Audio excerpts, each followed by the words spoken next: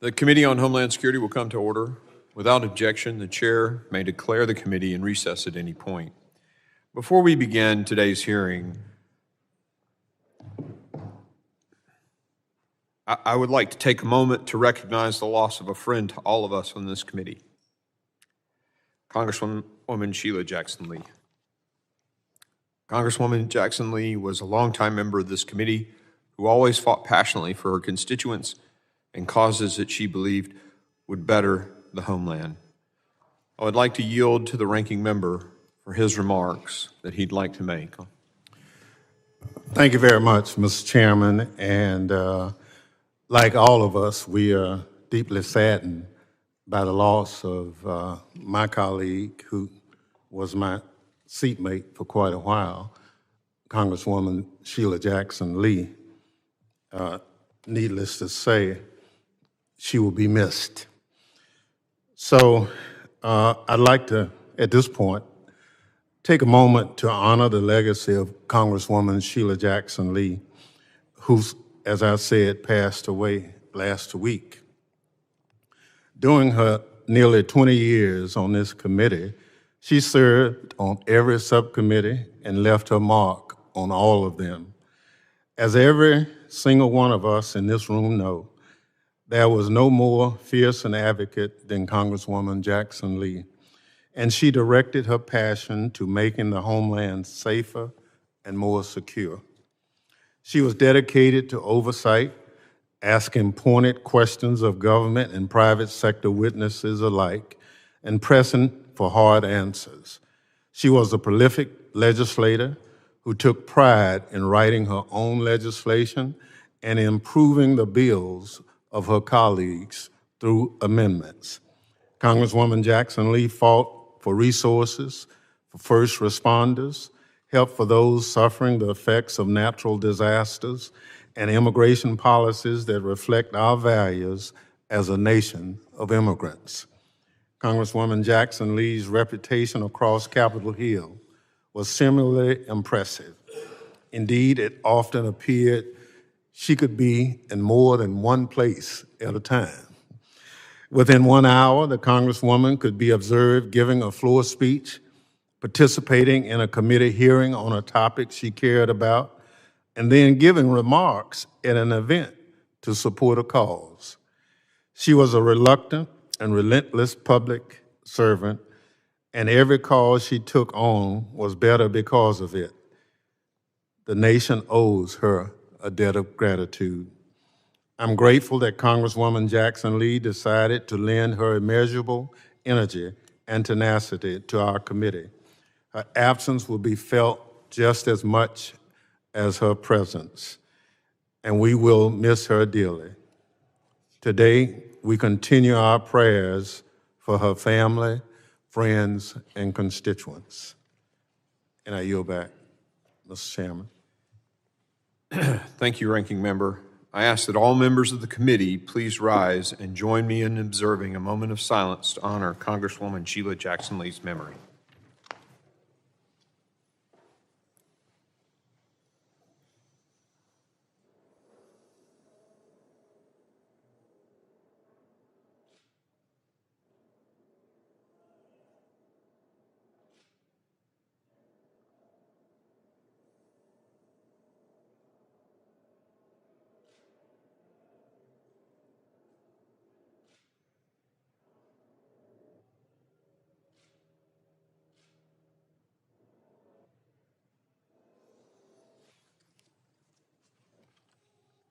Thank you.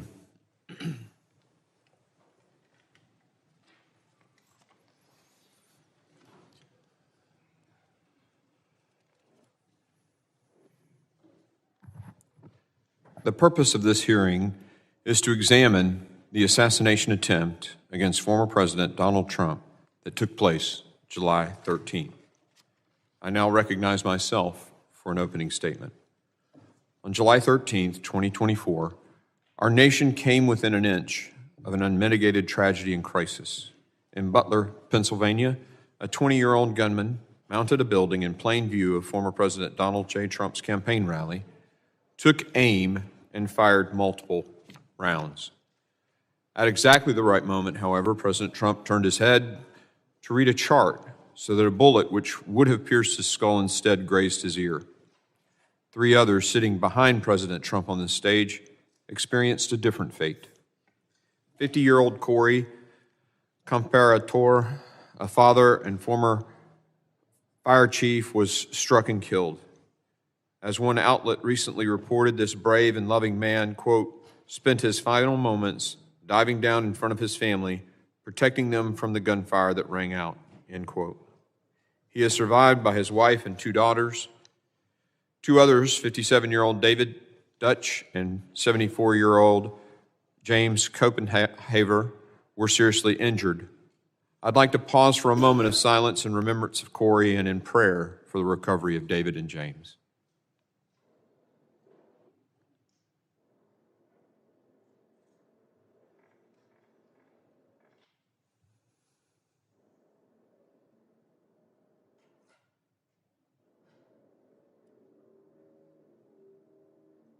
Thank you, everyone.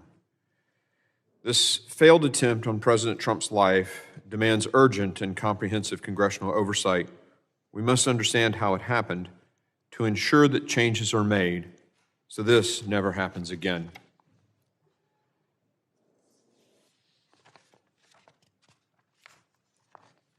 That was a scene last Saturday where thousands of Americans were exercising their constitutional rights until they were viciously attacked. Yet what we saw after those shots rang out should also encourage everyone. We saw a leader under fire, rising up to show the attacker had failed. We saw brave Secret Service agents who put their bodies in harm's way.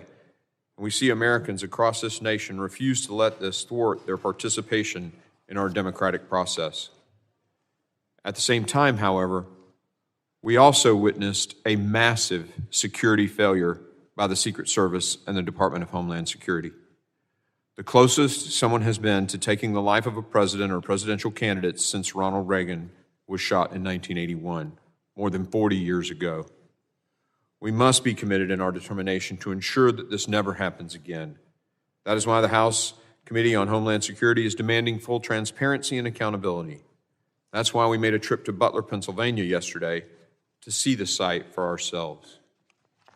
I'm grateful to the ranking member and the 11 other members who were able to come yesterday. And I want to share with the American people some of what we saw yesterday. I, for one, was struck by how close the unsecured building from which Thomas Crooks took his shot was to the stage where President Trump was standing. What we saw yesterday only raises more questions about how this roof was unsecured.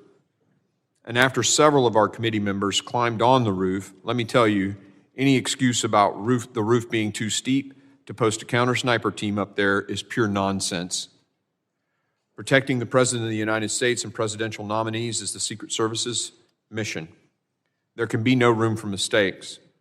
Unfortunately, that was not the case here. In order to prevent a repeat of this, we must first thoroughly gather and assess the facts. And that's why we're here today. Most importantly, to obtain answers for the American people from officials in the best position to provide those answers. And like tens of millions of Americans, our list of questions is extensive. Why was the rooftop which the shooter fired multiple rounds not secured? Who made the decision not to post a counter-sniper personnel on the roof or in a place better to cover the roof? Were warnings from private citizens in attendance about a shooter on top of the building heard by federal law enforcement? And if so, why was nothing done to respond? How did the shooter access the rooftop despite reported federal and local law enforcement presence in and around the building? Were there communication breakdowns that prevented law enforcement officials from effectively communicating with each other in response to alerts and threats? The shooter was spotted and designated as a suspicious person prior to President Trump taking the stage. Why wasn't President Trump moved to a secure location until the Secret Service could investigate? The shooter visited the rally site multiple times before the actual rally. Reports indicate he even flew a drone on a reconnaissance trip to the rally site on the day of the attack. Why wasn't the site secure? Following the rally, the Secret Service said that reports President Trump's security detail requested additional security resources were false. However, then backtracked and told the Washington Post that the Secret Service had learned new information, indicating the Secret Service headquarters may have in fact denied some requests. Why and when were those requests denied? These are just some of the most pressing questions we have and expected to hear answers from Secretary Mayorkas and Director Wray and Director Cheadle. We also expect to hear answers and questions about the shooter's motivation and what the FBI has found in its investigation, including information collected from the shooter's various devices. Unfortunately and unacceptably, they have refused to appear before the committee today. Director Cheadle testified yesterday before another committee, but many questions remain. Yesterday, she provided wholly unacceptable responses to members of the House Oversight Committee and completely failed to address the lack of confidence both sides of the aisle have in her leadership of the Secret Service. Her appearing before one committee yesterday also does not absolve her of her responsibility before this committee. In any case, make no mistake, we will continue to push for answers. While these federal officials refuse to testify today, we're grateful for the opportunity to speak with law enforcement members about the events of that tragic day. Their testimony will be critical to putting together this complicated puzzle, understanding coordination efforts, and getting to the truth about what happened. Before I conclude, however, I have to urge the ranking member to reconsider his legislation that was clearly intended to strip Secret Service protection from President Trump. While I understand the legislation would not have applied in this instance, it was clear to everyone that it was directed toward former president. We all introduced messaging bills. This one should be withdrawn.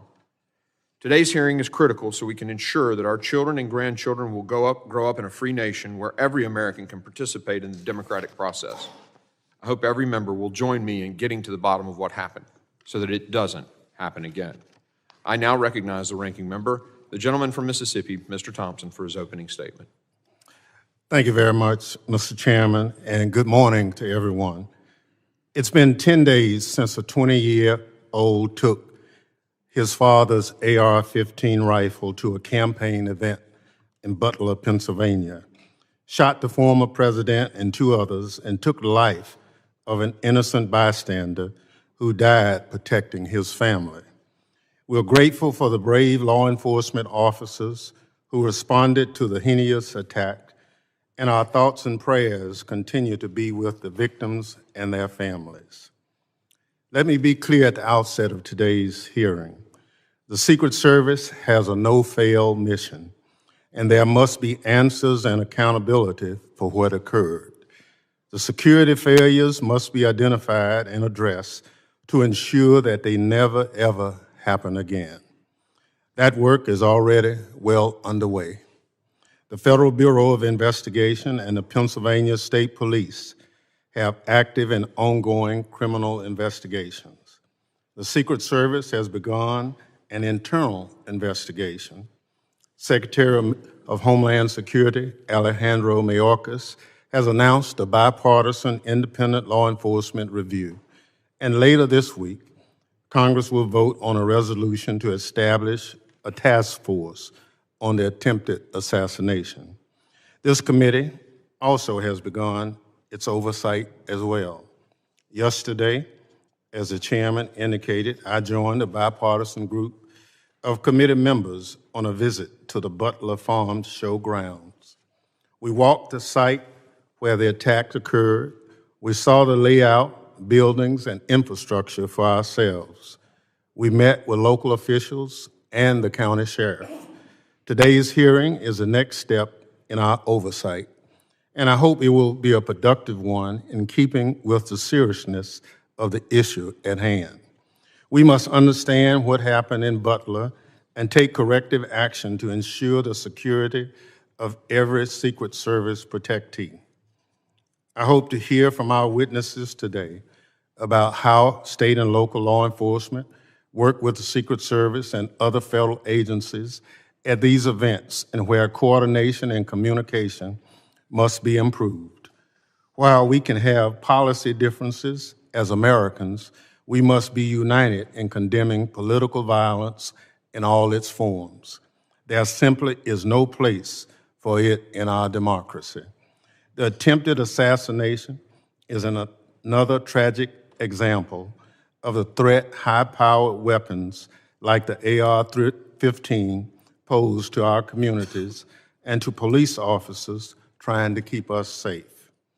These weapons have killed regular Americans from all walks of life: concert-goers, churchgoers, moviegoers, grocery shoppers, workers, and yes, even school children. I'm an avid hunter and law-abiding gun owner, but believe strongly that we must do more to keep these weapons off our streets and out of the wrong hands.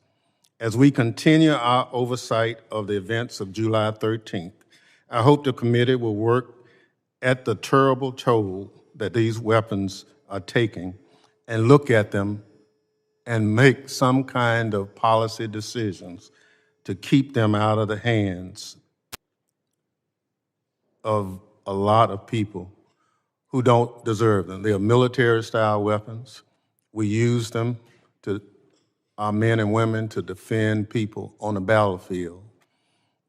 Our neighborhoods and our communities are not battlefields. Mr. Chairman, I thank you for holding this hearing and the witnesses for being here today. With that, I yield back.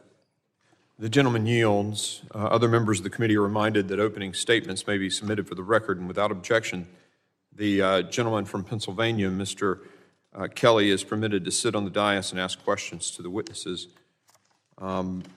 I will say that votes just got called, and so what we'll do is let our witnesses do each of their 5 minutes, then we'll go into recess and come back with questions following our vote series. Does that sound good to you, Ranking Member?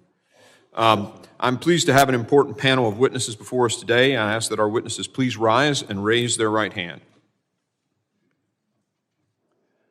Do you solemnly swear that the testimony you will give before the Committee on Homeland Security of the United States of Representatives will be the truth, the whole truth, and nothing but the truth, so help you God? You may be seated. Let the record reflect that the witnesses have answered in the affirmative. I would now like to formally introduce our witnesses. Colonel Christopher Paris serves as the Commissioner for the Pennsylvania State Police.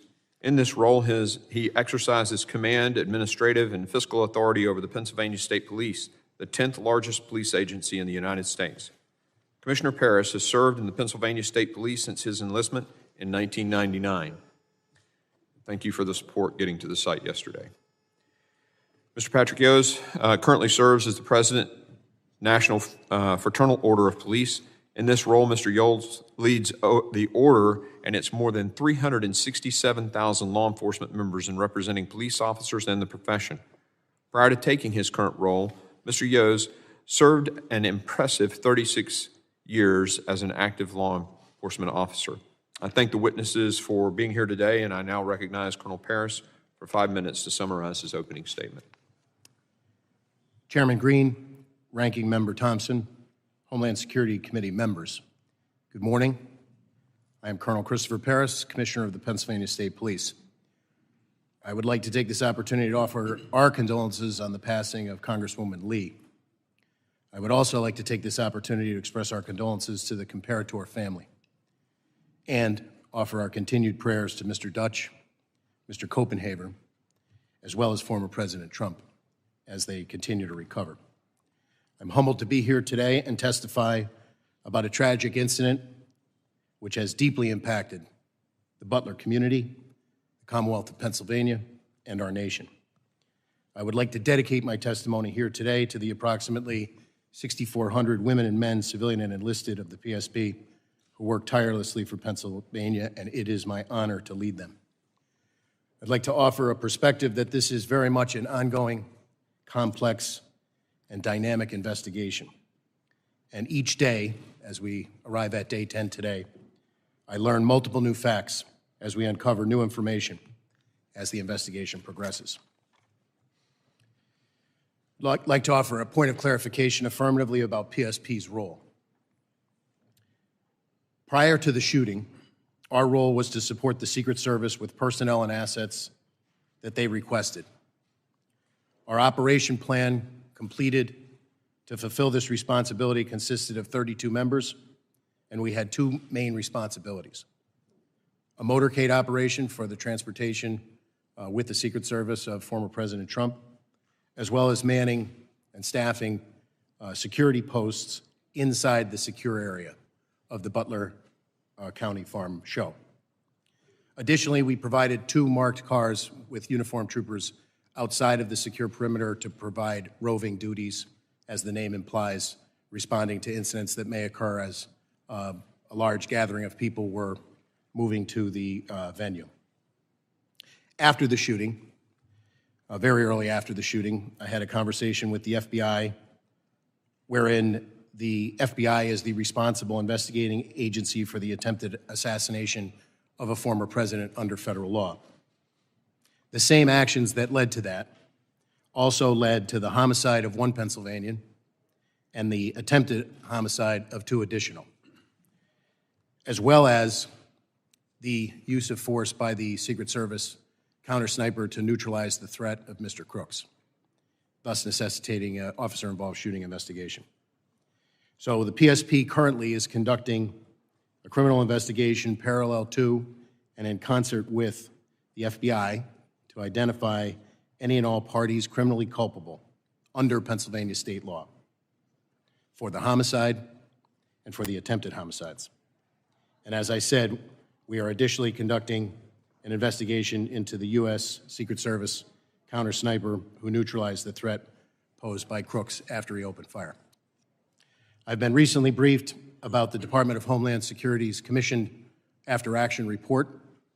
I can tell you that the Pennsylvania State Police will fully cooperate with that investigation, and it's my hope that I can answer some questions here today without sacrificing that ongoing investigation and prove to be of value to the committee. Thank you very much. Thank you, Colonel Paris. I now recognize Mr. Yos for 5 minutes to summarize his opening statement. Good morning, Chairman Green, Representative Thompson, and distinguished members of the House Committee on Homeland Security. My name is Patrick Yos, and I'm the National President of the Fraternal Order of Police, the nation's oldest and largest law enforcement labor organization. I'd like to first take this opportunity to recognize a long-term member of Congress and a member of this committee, Sheila Jackson-Lee, for her contribution to great work done here in Washington. I want to thank you for providing me with an opportunity to appear before you today on behalf of the 377,000 members of the Fraternal Order of Police as this committee examines the attempted assassination of former President Donald Trump just 10 days ago. Before I begin my testimony, I want to express my admiration for the Secret Service agents who jumped into action and protected the former president. Rarely does the public witness just how selfless these agents are, placing themselves between flying bullets and their protectee. They, along with state and local law enforcement officers on the scene that day, demonstrated extraordinary courage. I also want to extend my thoughts and prayers to the family of Corey Comparator and the others who were injured that day. My testimony today will not be specific to the attempted assassination of President Trump. Instead, I hope to provide a perspective of state and local law enforcement when providing support and assistance to these events.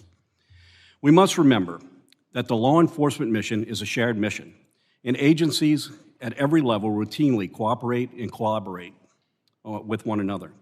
Law enforcement in our country is highly decentralized, with more than 90% of services provided by state and local agencies through more than 18,000 different jurisdictions. State and local agencies would not be effective without the support of their federal colleagues, and our federal partners would be unable to perform their functions without the assistance of state and local agencies. Anyone suggesting that the United States Secret Service not rely on state and local agencies at these events is simply uninformed. At these events, local law enforcement works under the direction of the United States Secret Service, which must ensure that all agencies involved at the event have a clear understanding of their roles and responsibility. Law enforcement agencies provide valuable community insight that can be crucial in identifying potential risk and issues. They contribute resources, personnel, and support that augments the capabilities of the U.S. Secret Service to ensure that there's adequate staffing and all contingencies are covered. Local law enforcement should be part of the command post and communications center to facilitate real-time information sharing and rapid response to emerging situations. This collaborative planning process ensures that all potential risks are identified and mitigated, and that local officers are fully integrated into into timely and coordinated responses. Our presence is a vital part of the security matrix, but the United States Secret Service ultimately is responsible and is the final arbiter of any security matters affecting their protectee and the public. Clear and constant communication between participating agencies and the United States Secret Service is crucial to ensure the security of the protectee and everyone at the event. All this said, there were critical failures of security at the event in Butler. It is important that we learn from these failures to better provide safety and security for our leaders moving forward, as in public also attending these events.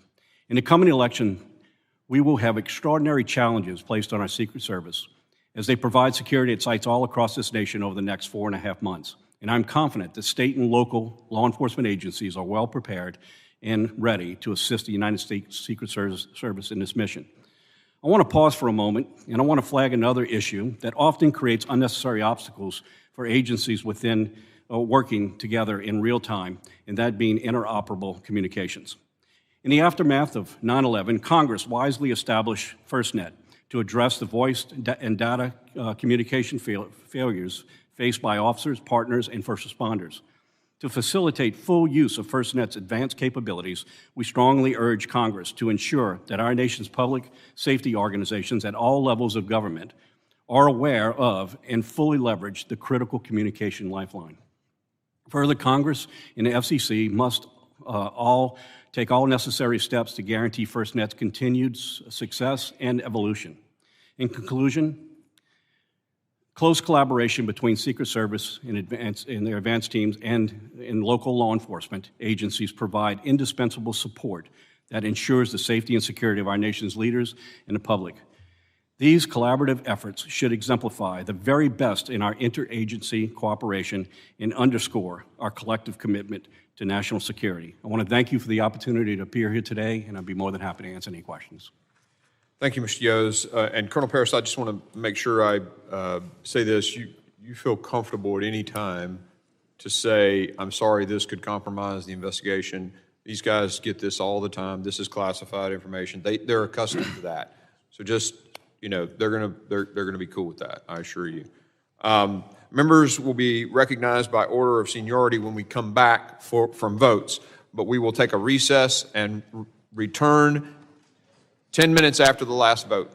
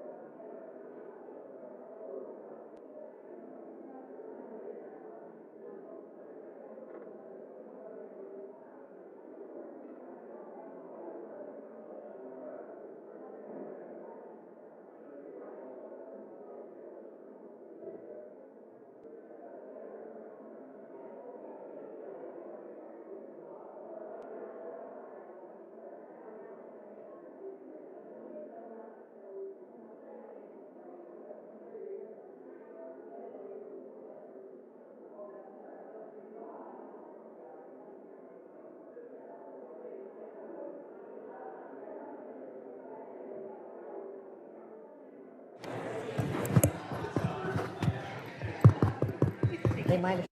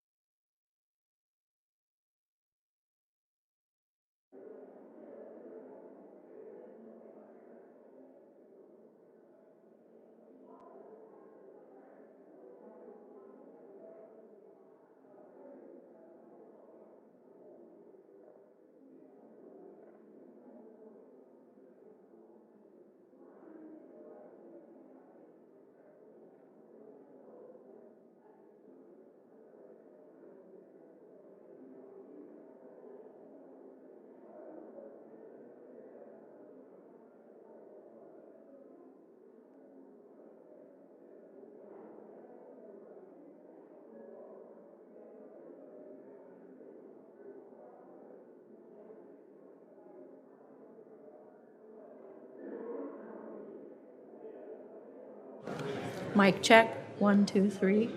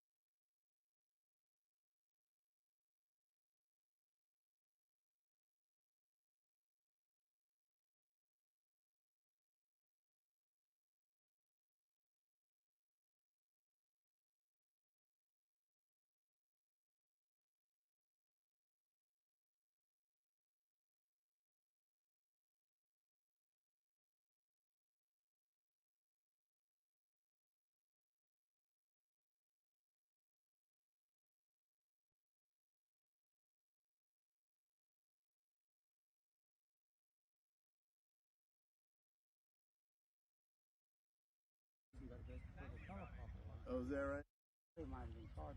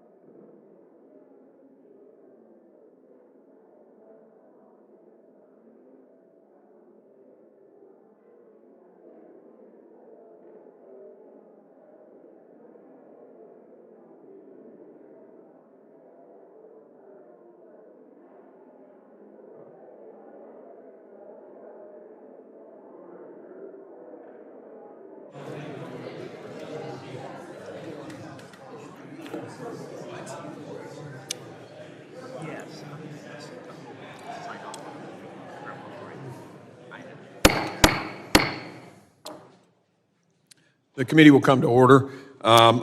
Members will be recognized in order of their seniority for their 5 minutes of questioning. An additional round of questioning may be called after all members have been recognized. I now recognize myself for 5 minutes of questioning. Colonel Paris, typically these events, do they typically have two control rooms or two sort of tactical operations areas where the Secret Service is in their sort of spot and the local law enforcement is in their sort of command center? Is that how it's typically done? I would say from my experience and from state police operations, to include this event as planned in our operations plan, we had integrated communications by having our PSP personnel in the Secret Service command post. So your person was in there, in that command post on this event? Yes, sir. Do you know if the local sheriff had anybody, or the deputies that were also provided, the local guys? I would be remiss at this point to say I knew an exact listing of everyone in that command post. The sheriff yesterday told us he did not. Would you expect him to have had somebody there? So I would say generally, there's a lot of talk about interoperability and communications. The state police, for example, operate our own statewide radio network. So we have the ability to, if we have an incident, a long protracted incident, for example, where we need to patch other agencies in, we have the capability to do that. However, Secret Service, for example, maintains some additional encrypted communications. So the best way to integrate unified command Is physically present in the correct, command that site? would be our. Yeah, I that's would how the expect- Army does it, and the military. I would does it. expect our commanders to have personnel in there so that we could have radio communication as well as a redundancy in the operations plan with a telephonic backup. Do you know if in this particular case, I mean, normally they sweep these sites with dogs. Was a K-9 team used here for this event? I do not know. I have not seen the Secret Service operations plan. I've asked for it. I have yet to receive it. I did double check. That was something that PSP could typically offer to the Secret Service if they requested it. And I did verify that in this event, we did not provide any dogs. Okay. As I understand it, there wasn't one, but you'd expect one in a situation like this. So I want to be clear that when the Secret Service interfaces with the state police for whatever protectee and level of protection they're endeavoring to provide, the Secret Service is the lead agency. So as per the earlier statement of 18,000 law enforcement agencies across the United States, it would be very difficult, I would assert, for the Secret Service to operate all across the United States and have each individual agency telling the Secret Service how the operation should be run. They're the lead agency. If that was something that their protocols called for during the initial meeting when preliminary steps and agencies were brought together, that would be something that would be discussed typically. The AGR building, did your guys on the ground there ever voice concerns to the Secret Service for not putting somebody on that building? So I suppose the best sequence of events that I can give you is that PSP was notified by email on July 5th about this event. There was an initial planning meeting where we had commanders present on Monday, July 8th. So over Tuesday the 9th and Wednesday the 10th, those commanders that we designated, basically our orders are from the front office, my team on down. You know, we work collaboratively with the Secret Service, collaborate, give them what we can. The final walkthrough occurred on the 11th. Present at that meeting were the two commanders that were tasked with both staffing the security checkpoints on the interior of the secure perimeter, as well as the commander who was going to be in charge of the motorcade. But in addition to that, a PSP area commander was on that walkthrough, holding the rank of major. Could you share a little bit of insight? I appreciate the timeline, but could you share a little bit, because I only have about a minute. I apologize. Yeah, the specific to the AGR building. So on that walkthrough, our area commander asked specifically who was responsible for the AGR building, and we were told that Butler ESU was responsible for that area by several Secret Service agents on that walkthrough. Okay. All right. One last quick question. Real quick, I mean, I'll let you comment about it. The slope of the roof, would that have prevented a sniper from being up there? I don't believe so, sir. Okay, thank you. I yield. I now recognize the ranking member for his 5 minutes of questioning. Thank you very much. Commissioner Parrish, you talked about your tenure with the Pennsylvania State Police. Have you worked other events where a presidential candidate or the president has come to Pennsylvania? Yes, I have, sir. So this would not have been an unusual occurrence to participate? I ran the numbers. We typically do about 20 missions a year, the low 20s a year in a regular year. We're already in the low 20s this year, being an election year. So our commanders in the field who interface with the Secret Service to plan and provide support are on a routine basis. I wouldn't say an everyday occurrence, but a fairly routine basis. Okay. So can you walk us through the Pennsylvania State Police's interaction with the Secret Service? You kind of started off giving us from the point of contact that an occurrence was about to happen. Was there anything particular about the Butler, Pennsylvania event that stands out as regular, irregular, or anything? I would say, not to my knowledge, based on our discussions with our commanders who planned it, it progressed along a normal timeline. They attempted to give the Secret Service, and I believe provided the Secret Service with everything they were requested. So your role on that day in terms of the state police was what? So I would classify it as in a support role, and the two main areas of responsibility for the state troopers that were assigned that day were those participating in the motorcade to get former President Trump from his point of landing to the venue in Butler County and back, with several other additional entities that were requested by the Secret Service. And then on site, we had to staff security posts that were determined by the Secret Service. All of those posts were inside of the secure perimeter of the Butler County Farm show. I guess I was one of those individuals who traveled to Butler. Just for my information, have you had any interaction with the FBI or anything as they look into the investigation as to what you or your men observed on that day? Yes, we're conducting an investigation largely in concert with and parallel to the Bureau because the actions of crooks have federal legal implications and state law implications. Okay, thank you. President Yost, in your comments, you talked about the need for communication. You talked about FirstNet.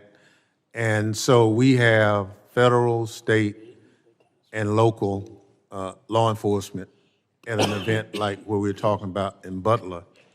But in our conversation with some of the locals, not state police, but the sheriff's department and the chief of police in Butler yesterday,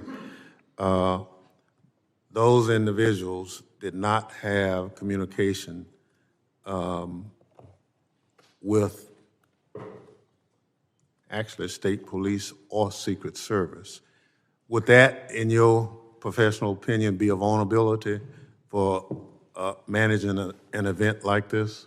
Well, I think we can go back to 9/11 when we identified at that time that the interoperability of different agencies to be able to communicate really was a hindrance. There's an infrastructure in place now to address these interoperabilities, but at the same time, they're not always utilized in every event. I do not have any direct knowledge whether that was the issue here, but I can tell you it is a common issue in law enforcement and an ability for our agencies not to be able to communicate. Not that the technology is not necessarily there, it's because that they're not always incorporated.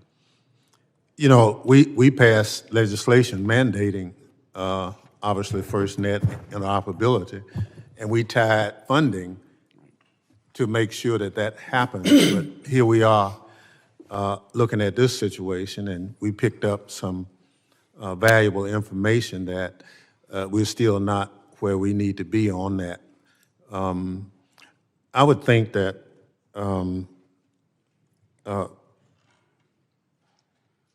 Colonel, the role of the state police is invaluable, but it appeared in talking with some of the local officials,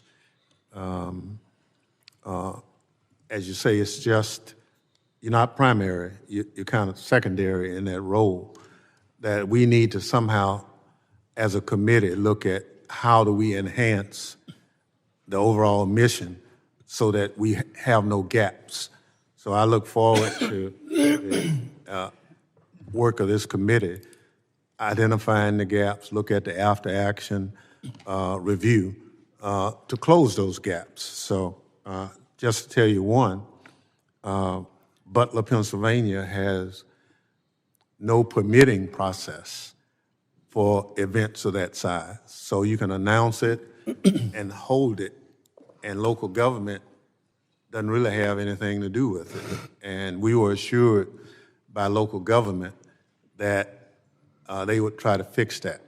That they said we have to be more involved in events of this size, so that if this was not the best venue, then that permitting could have gotten engaged and suggested an alternate venue, those kind of things. So thank you very much. I yield back.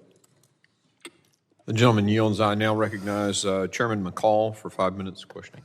Thank you, Mr. Chairman. And I want to thank you for the site visit that we had at Butler, Pennsylvania yesterday. It was very eye-opening, educational. I agree with the ranking member's comments in terms of, after 9/11, after 9/11, connecting the dots and federal, state, and local working together was the answer.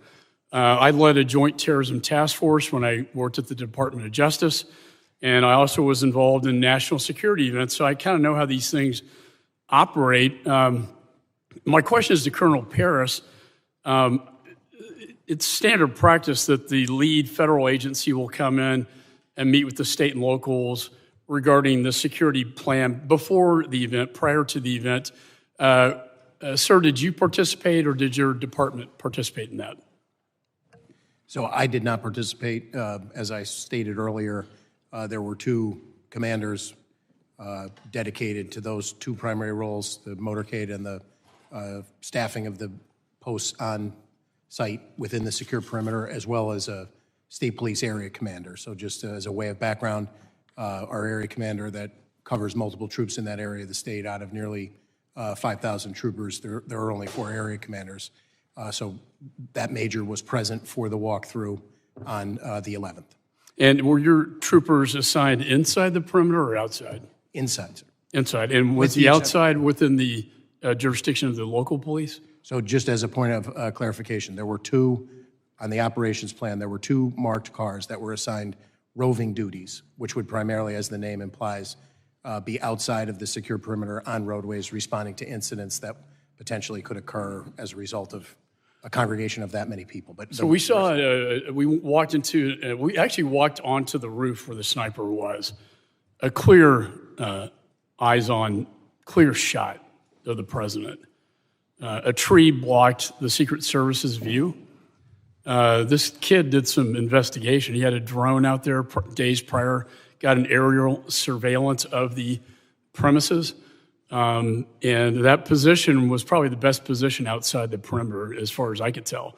There was also a water tower that would have been a perfect spot for Secret Service. Were you aware of any presence of Secret Service in this water tower? I was not. And you're aware of what I'm talking about? I am familiar. I physically flew out there on Saturday the 13th. It was still very much an active crime scene, so I did not walk the roofs, but I did. On the adjacent building, we got a tour of that as well, where I believe the local police were positioned. There were 3 windows. The first one had a plain view of where the sniper would be. However, they were stationed in the second and third windows. Are you familiar with this at all? I am not, from the standpoint that I have not seen the Secret Service's operations plan, and our deference would be to them to assign Butler ESU Right. according And to. they were apparently local counter snipers Do you know if they should have been assigned to the rooftop? I would defer to there are many ways that you can cover. Obviously, positioning people on the rooftop would be one of those. No, and going to the actual site, way too close. He should never have been allowed to get on top of that building. And I don't know how, and I know he was on your radar inside the perimeter. You seem to have lost him, and somehow he finds his way up to the rooftop unimpeded until a local law enforcement officer crawls on top of the roof and looks at him, and he points his AR-15 at him. My question to you is, what was the communication like that day? Typically, Secret Service has one channel for them, the other channel for state and locals. Was there any communication to identify, hey, this is not a local police officer, this is in fact an unidentified individual on the rooftop? Was that communicated to the Secret Service? So my belief, as I sit here today, is that we did have integrated communications from members that were inside of the Secret Service command post. Completely deferential to the ongoing nature of the investigation. I have an understanding of a sequence of events, but I would like to draw a distinction between a sequence of events, meaning... So my theory is that they thought maybe he was an officer, but then they find out he's not. The thing I find interesting is that the counter-sniper Secret Service, within seconds of the shots on the president, kills the suspect. That tells me he had him in his sights. Maybe he was not aware of who the individual was not identified. But I know within seconds after the shots were fired at the president, the threat was eliminated. Lastly, I just want to end with this. This was actually astonishing, and I want to get your confirmation. He had a detonation device with him, and 2 of his bombs were located in his car that was parked on the other side of the perimeter. Seems to me a good theory would be that he was going to kill the president and then detonate his car, causing a diversion, and then escape from the crime scene. Are you aware of any of this? I am aware of the presence of the device on his person. We were aware of that very early on, and that was a serious tactical consideration in the hours in the immediate aftermath as we worked that crime scene. But to your point about his ultimate theory or what his ultimate motivation was, that remains under investigation. And he had a rangefinder on him as well. That's a big red flag. I yield back. Gentleman yields. I now recognize the gentleman from California, Mr. Swalwell, for 5 minutes of questioning. Violence has never been the answer.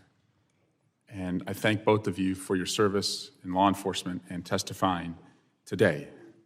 Violence has never been the answer. Not on a certain day in January and not on a day in July. I remember I was 12 years old, and my dad, I was on the way to school on a cold day in January, and my dad, who was a cop, stopped me as I was about to leave, and he wanted me to watch the television. His guy had just lost a presidential election, and some young kid from Arkansas was about to be sworn in as the new president of the United States. My dad was burned. He really liked George Bush. He did not like Bill Clinton. But he told me to stop and watch the television coverage of the inauguration because he said, look at that, son. He said, that's what makes us so special.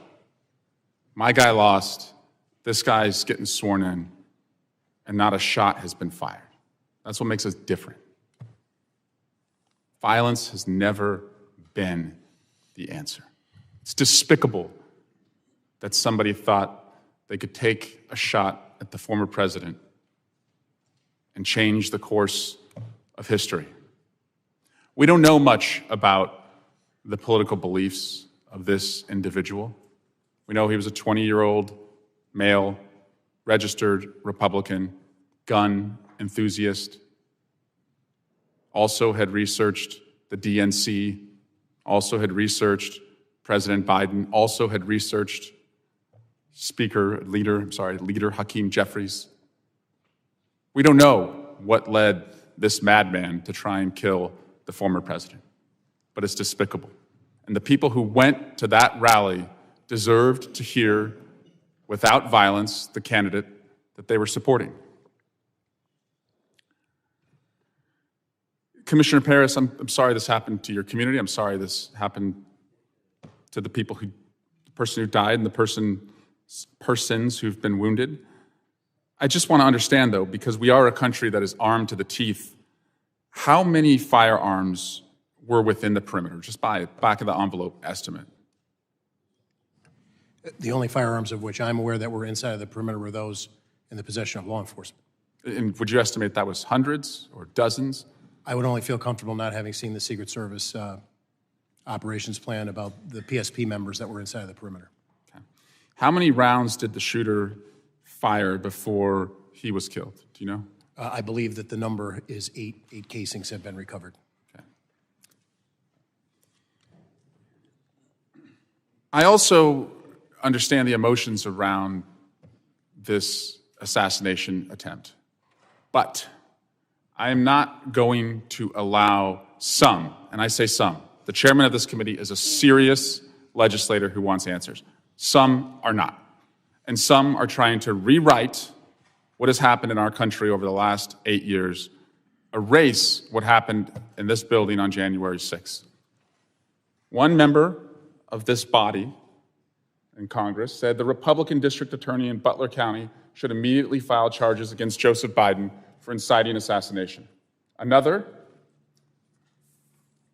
said Congressman Scalise, Justice Kavanaugh, and now President Trump, for years, Democrats and their allies have recklessly stoked fears, calling President Trump and others threats to democracies. Another said Democrats and liberals in the media have called Trump a fascist. They've compared him to Hitler. They've tried to lock him up. A radical shift in what has really happened in our country. In fact, the former president's current vice presidential nominee is the one who said that Donald Trump might be America's Hitler, might be a cynical a-hole, cultural heroin he's responsible for, nauseous and reprehensible. I joined the chairman in seeking unity as the antidote to political violence. Unity as the antidote to political violence. But we're not going to erase and rewrite and allow some to reincarnate themselves as victims of what happened.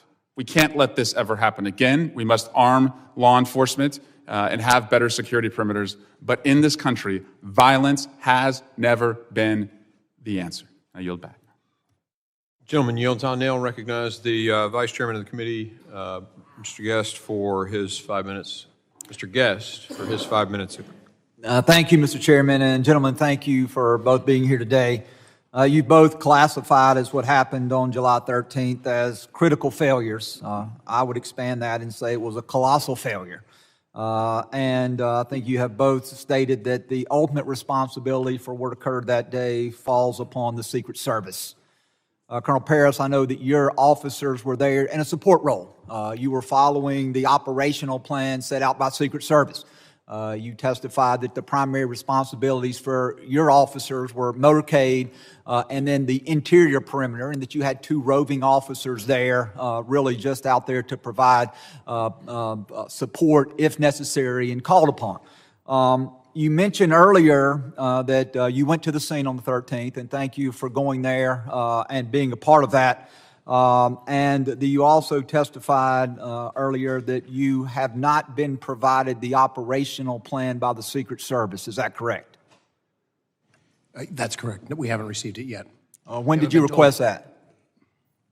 I'd have to go back and check in the earlier part of the investigation. That was just something that we asked for as a matter of course. We were not told no. We just, to date, have yet to receive it.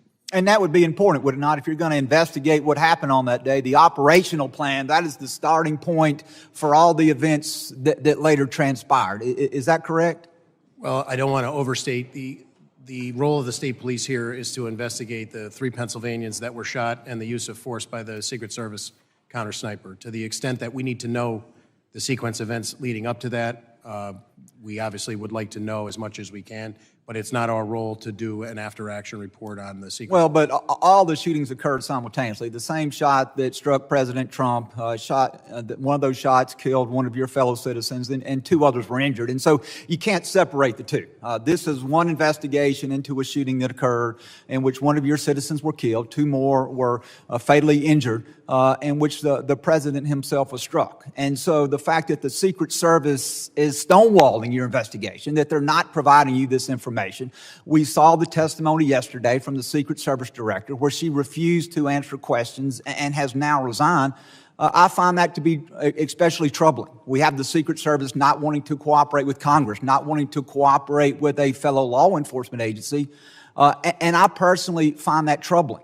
As we look, and as you are aware from speaking to your officers that were there physically on the scene that day, did Secret Service, did they have any drones in the air so that they could have an eye in the sky and see what was happening to your knowledge? To my knowledge, I'm not aware that they were using drones, but that And I haven't seen the operations. does your agency have drones? We do maintain some drones. So if Secret Service would have requested your agency to fly drones that day, you would have been able to do so. Is that correct? We would have endeavored to try to honor that request. Yes, sir. And you testify that you've been to the scene of the shooting. Did you see the water tower that's located approximately 100 yards from the building where the shooter fired those shots? I did see it, sir. And would it have been possible to have put an officer, and again, that's not your responsibility to do that, that's the Secret Service's, but would it have been possible to put an officer there looking down on the scene of the rally and the building where the shooter occurred? Would that have been something that would have been possible to do? Presuming that there's a way to access the water tower. I didn't walk over. I was probably several hundred yards away, so I can't say that I could. And if you had an officer up there, that would have provided you a strategic viewpoint of the events that were transpiring below, correct? I would agree. Tactics, height gives a tactical advantage. Yes, sir. And then I want to ask you also about the roof where the shooter was located. You said you didn't go on the roof, but you viewed the roof. Is that correct? Yes, sir. The Secret Service director, prior to her resignation, said that she did not put anybody on the roof because it had a sloped roof that would have created a safety concern. Now, I was in Butler, Pennsylvania yesterday with many members of this committee. My fellow member, Carlos Jimenez, who is 70 years old, and I guess he doesn't mind me saying that since he has put that information out there. There's video of him easily traversing the roof, walking across the roof, and even though he is some 50 years older than the shooter. And so my question is, do you agree with the assessment of the former Secret Service director that the roof was so sloped that it created safety concerns? I can't agree with that statement, sir. All right. Thank you very much. I'm out of time, and I yield back. Gentleman yields. I now recognize Mr. Correa for 5 minutes of questioning. Thank you, Mr. Chairman, and I want to thank you and the ranking member for putting together the trip to Butler yesterday. Good, eye-opening trip. And Colonel Paris, thank you for hosting us out there. I certainly hope that the Secret Service does cooperate with us in our investigation as to what went wrong. Secret Service has to be 100% correct all the time. There's small force, 2,300 plus maybe 1,300. So you local police officers are the force multiplier. And to hear you say that miscommunication was an element here is unacceptable.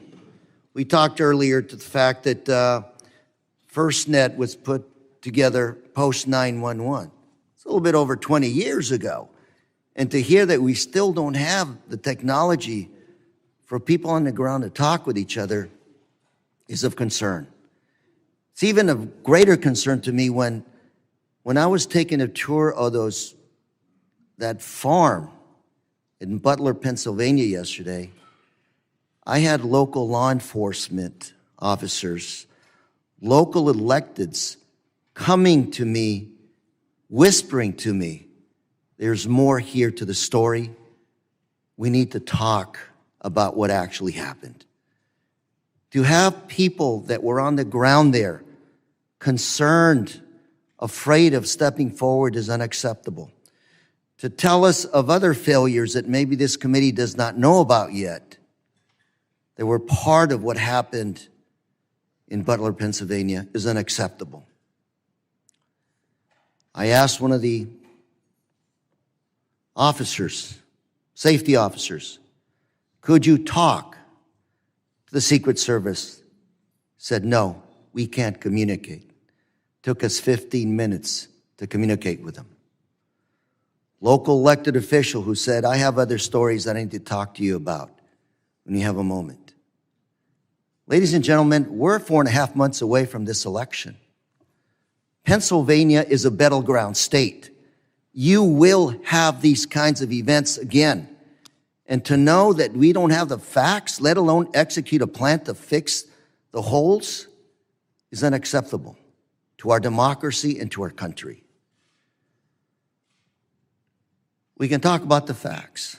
The facts are a lot of things went wrong. Let's talk about how to fix it. Fix it now. And I think we start with accepting the fact that things went wrong and that we need more resources.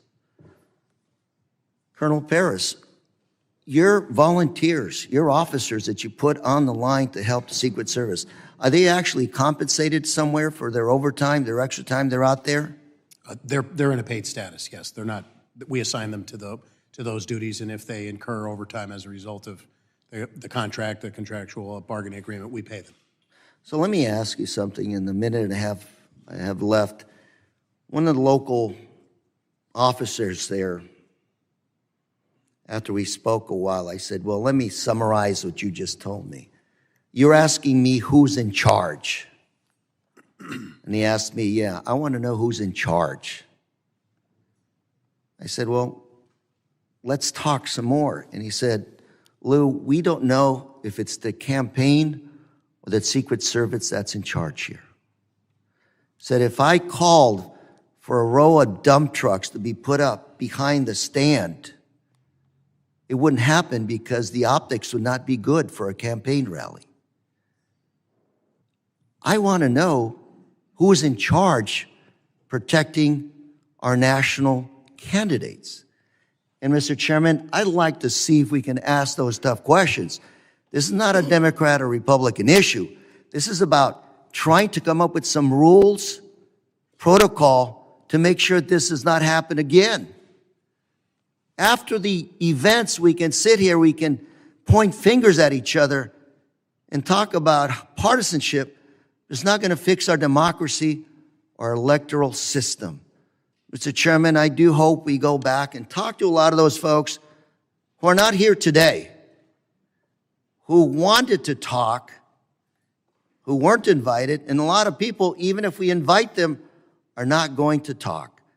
Because frankly speaking, they want to keep their heads down as the shooting continues. Thank you, Mr. Chairman, and I yield.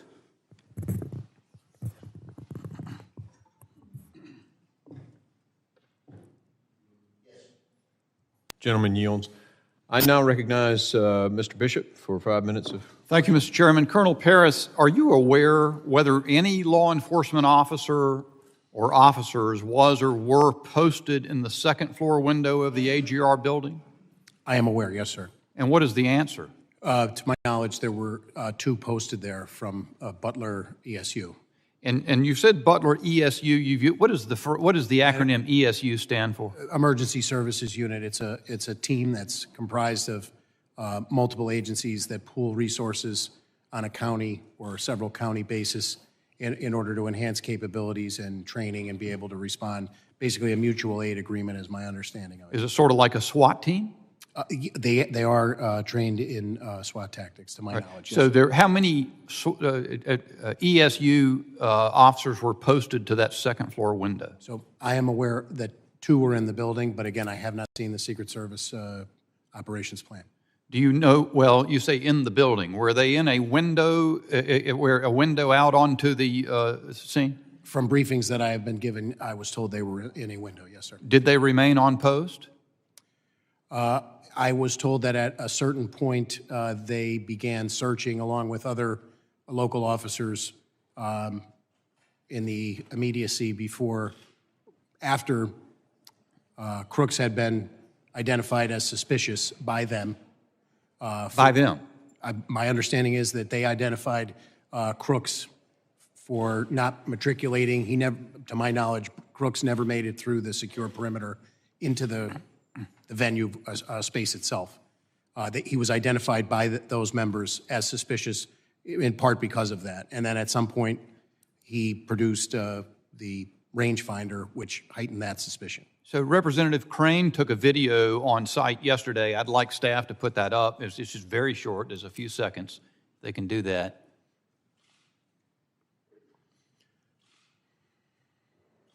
If I understand correctly, this is from the second-story window of the AGR building. You can see that window comes out from the sash and swings out to the right. There's an aerial photo right after Crooks was killed, where Crooks's body's on the roof, and that window was open. Was it from this vantage point that those ESU officers spotted Crooks? I don't know that particular window, but my understanding is from a second-story window is where he was initially spotted. Okay. So are you then saying that, to your knowledge, those ESU officers left the location where they could look out the window to go in search of this person? That is my understanding. So sometime before the time between the time he was spotted on the ground and identified as someone suspicious until the shooting, they had left that post to go look for him. Is that what you're saying? My understanding is yes, along with other municipal officers that responded to that area. And that's based on interviews that we've conducted, and I want to be very clear that I don't want to establish a timeline minute by minute because we don't have that yet. I think that's revelatory. I haven't heard that information. I did hear before that and there's a local news station. Well, there's a local news station report from July 17 that says that local law enforcement were told they couldn't be responsible for securing the AGR building during the Trump rally. And of course, you've testified a moment ago or earlier in this hearing that it was your understanding that the meeting with the Secret Service on the site was that ESU was going to handle the AGR building. Which is it? Do you know? My understanding is what my initial answer was. Okay. You also, in response to Mr. McCall, you started to say something. You were saying that you did have integrated comms, and you were saying you were deferring to the ongoing investigation, but you have an understanding of the sequence, and then he cut you off and went on to another question. Do you know what you were about to say? Do you remember that? Just that we had members of PSP inside of the Secret Service command post, and we were maintaining communication with our people. Had ESU maintained position in that window overlooking the roof, isn't it true that they would have had a clean shot at Mr. Crooks as he was ascending the roof to his shooting position? I'm not prepared to say that because I don't know the exact timeline of events. But it's your understanding, though, that they were no longer in that room where they had been previously overlooking the building at the time he was ascending the roof. Is that correct? Could you repeat that question? The ESU officers were no longer in that room where they could look out the window and oversee the roof as that video shows. I believe they were actively searching along with additional municipal officers for Mr. Crooks. Thank you, Mr. Chairman. My time's expired. Gentleman yields. I now recognize Mr. Carter. Thank you, Mr. Chairman. Minutes. And thank you to our witnesses for joining us today as we convene to discuss the attempted assassination of former President Donald Trump and its profound implications on our nation's political landscape. It is imperative that we recognize the growing threats to our homeland. The failure of the Secret Service to protect former President Donald Trump must be thoroughly investigated and addressed to ensure such an incident never happens again. Violence has no place in political discourse, regardless of our philosophical differences, our parties, or our beliefs. We must stand united against such actions and uphold the principles of democracy and respect. What happened on that day was an incredible breach, a threat to our nation because one of our leaders were placed in harm's way. Secret Service has a principal role, and that is to provide protection for our party leaders, whether they're Republican, Democrat, or other. Rather, they are someone that we agree with or someone we disagree with. It's not a luxury. It's a necessity. It's an imperative. And while we all have lots of questions, it appears abundantly clear that the two of you, and while we appreciate you being here, own no responsibility to the breach. And I respect the fact that the questions that are coming to you are very difficult for you to answer because you have limited facts. But I do appreciate your presence. I appreciate your leadership. I appreciate what you do. And for all the men and women in uniform, we thank you for putting your lives on the line to protect us. I will ask this general question. If you were in charge, can you say what you might have done differently? I would defer to the Secret Service from the standpoint that our expertise in the Pennsylvania State Police is not primarily focused on full-time dignitary protection, sir. I would endeavor generally to try and put whatever resources and partnerships in place to maintain and ensure the safest event we possibly could. Do you believe that the coordination failed between agencies? Again, I can only comment on the state police portion at this point. We continue to learn more 10 days in, and I have not seen the Secret Service operations plans. Mr. Yost, can you join us and share any light in your expertise on where we are and how can we make sure this absolutely never happens again, regardless of who might be at the podium? A president is a president is a president. I could not agree with you more. In this situation, if I'm speaking on behalf of local law enforcement or state law enforcement, I would say that, again, the primary responsibility of making these calls, making these decisions, and making the operations plans going to be the Secret Service. As I mentioned earlier, there are some 19,000 agencies across this country. It would be impossible to have any continuity or any consistency with what we do in protecting, our leaders. So Secret Service would have to play a huge role in this part. If you're asking me personally what I would have done different, well, obviously I look at an assessment of the situation and look at all of the elevated positions that were in place. They should have been part of a contained area. But that's just my own personal view of not seeing news reports and not physically being on site.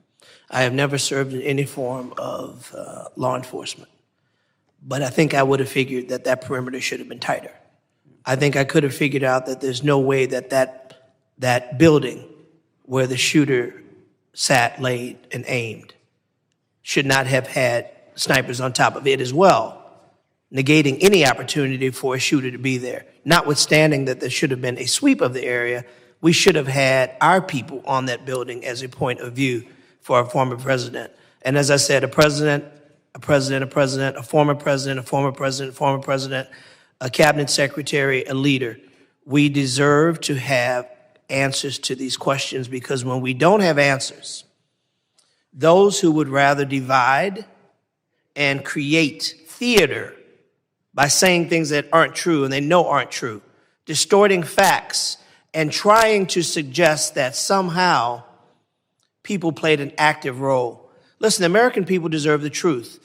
And so I am imploring that we have somebody at these tables that can answer the questions, the good, the tough, the uncomfortable, the comfortable, because the American people deserve to know. This is something that should have never happened. And we as a committee, in a most bipartisan fashion, should stand together to make sure that we send a message always, that we will always protect our leaders, whether we agree with them or not. Mr. Chairman, I yield. The gentleman yields. I now recognize the gentleman from Florida, Mr. Jimenez, for 5 minutes of questioning. Thank you, Mr. Chairman. Colonel Paris, you said the United States Secret Service, Penn State Police was there, Butler ESU was there. Any other law enforcement agency there? According to the operations plan that PSP put together, there were elements from Butler County Sheriff. Deputy sheriffs were on some of those interior posts, and thus they were on our... I just need the answer. I apologize. There are one additional ones that I could name would be Butler County Sheriffs were in our operations plan. Pittsburgh City Police provided assets to the motorcade, and I believe Allegheny County Police also. You said that you were in the Incident Command Center, that your agency was in the Incident Command Center with the Secret Service. Yes, sir. Well, all the other agencies in that command center? I believe that some of those agencies were represented, but I can't definitively tell you. We need to find the answer to that. It was Butler ESU in that command center? I was told at one point that there was a representative in there. How long and over what period, I'm not sure. I'm aware of 3. So the agency that's in charge of the outside perimeter, actually the agency in charge of the greatest threat, because when you stand at the podium, and I stood there, and when you look, all you had to do is look around. There's the greatest threat right there. It's 100 yards away. It's elevated, direct line of fire to the president. I stood on that roof. No problem standing on that roof. And yes, I am 70 years old, okay? Very youthful. So the timeline is very important here. If, in fact, they thought that Mr. Brooks was so suspicious that they actually pulled the ESU counter snipers away, because there were counter snipers, what I understand, in that window, a way to look for him. And from what I understand the timeline, it's about 20 minutes before the president came out. Was that information relayed to the Secret Service, that they were looking for a suspicious individual and that people had been pulled away to look for that suspicious individual? Was that relayed to the Secret Service? I believe that it was. And was that relayed to the Secret Service, the team that surrounds the president himself? I can't answer that. Well, if it wasn't, that's another big mess up. And I can tell you, this is just one of a bunch of mess ups that I've seen. One of them, question that I have is, why in the world was that team from ESU in the building to begin with? Why weren't they on a rooftop? And it was a hot day, right? And so that's another question that I'm going to, why were you assigned inside a building when you have a little window, it's like this big, right? And your line of sight out of that window, unless you stick your head out of the window, is pretty limited, your view. So why were you inside, not outside? Who said for them to be inside and not outside? What did the Secret Service tell you were inside the perimeter, right? Yes. For the most part. You were inside the perimeter. Me personally or the... No, I'm saying your agency was inside the perimeter. But actually the biggest threat was outside the perimeter. And so who developed the plan to protect the outside of the perimeter? There's only one agency. That's the United States Secret Service. Because you really can't ask the local agency to do that because they're not in the business of dignitary protection. They don't do it all the time. You don't do it all the time. They do it all the time. So, Mr. Chairman, we're going to need those other agencies to come in. We need a timeline. Who said what to who, and what the action that was taken. You know, one thing that I noticed in another video, and I've got to find out if it's true, and it appears to be true, is that the snipers on the south side reposition to look to the north side.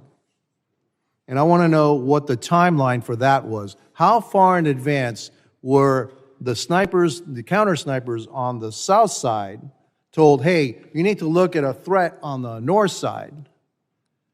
And how much time was there between that and then the shots being fired? Do you have any information on that? I do not have a specific timeline. Okay, and those are that's the information that we need. It's not unusual to have people on different frequencies. Actually, you have to because you have so many people, but you have to have everybody in the same place so they communicate with each other. So we need to know if everybody that was in charge or had responsibility for protecting not only the interior perimeter, but outside the perimeter, if they were all in that incident command center. And if they weren't, that's a huge problem too. Thank you, and I yield back. Gentleman yields. I now recognize Mr. Magaziner for 5 minutes from Rhode Island. Thank you, Mr. Chairman. And first, I just want to join my colleagues from both sides of the aisle earlier who recognized the tremendous legacy of our colleague, Sheila Jackson Lee, who, I feel very fortunate to have had even just a year and a half to work with on this committee. She always came prepared. She was diligent. She brought empathy and was a great example to us newer members. So I'm very grateful for her legacy, and I know it will live on for a long time to come. And I also join my colleagues on both sides in condemning the assassination attempt on former President Trump and condemn all acts of violence. Violence is not the answer. Our condolences go out to the family of Corey Comparator and all who were injured and traumatized by what occurred that day. And, I think about the children who were at that event and had to witness that. And that is something they will carry with them for the rest of their lives. We don't know the motivation of the shooter at this time, but I remain concerned by the rising tide of political violence and domestic violent extremism in this country, which impacts all of us. This is something that some of us have been talking about a lot in this committee. In 2023, the U.S. Capitol Police investigated more than 8,000 cases of direct threats against members of Congress, a tenfold increase from 2015.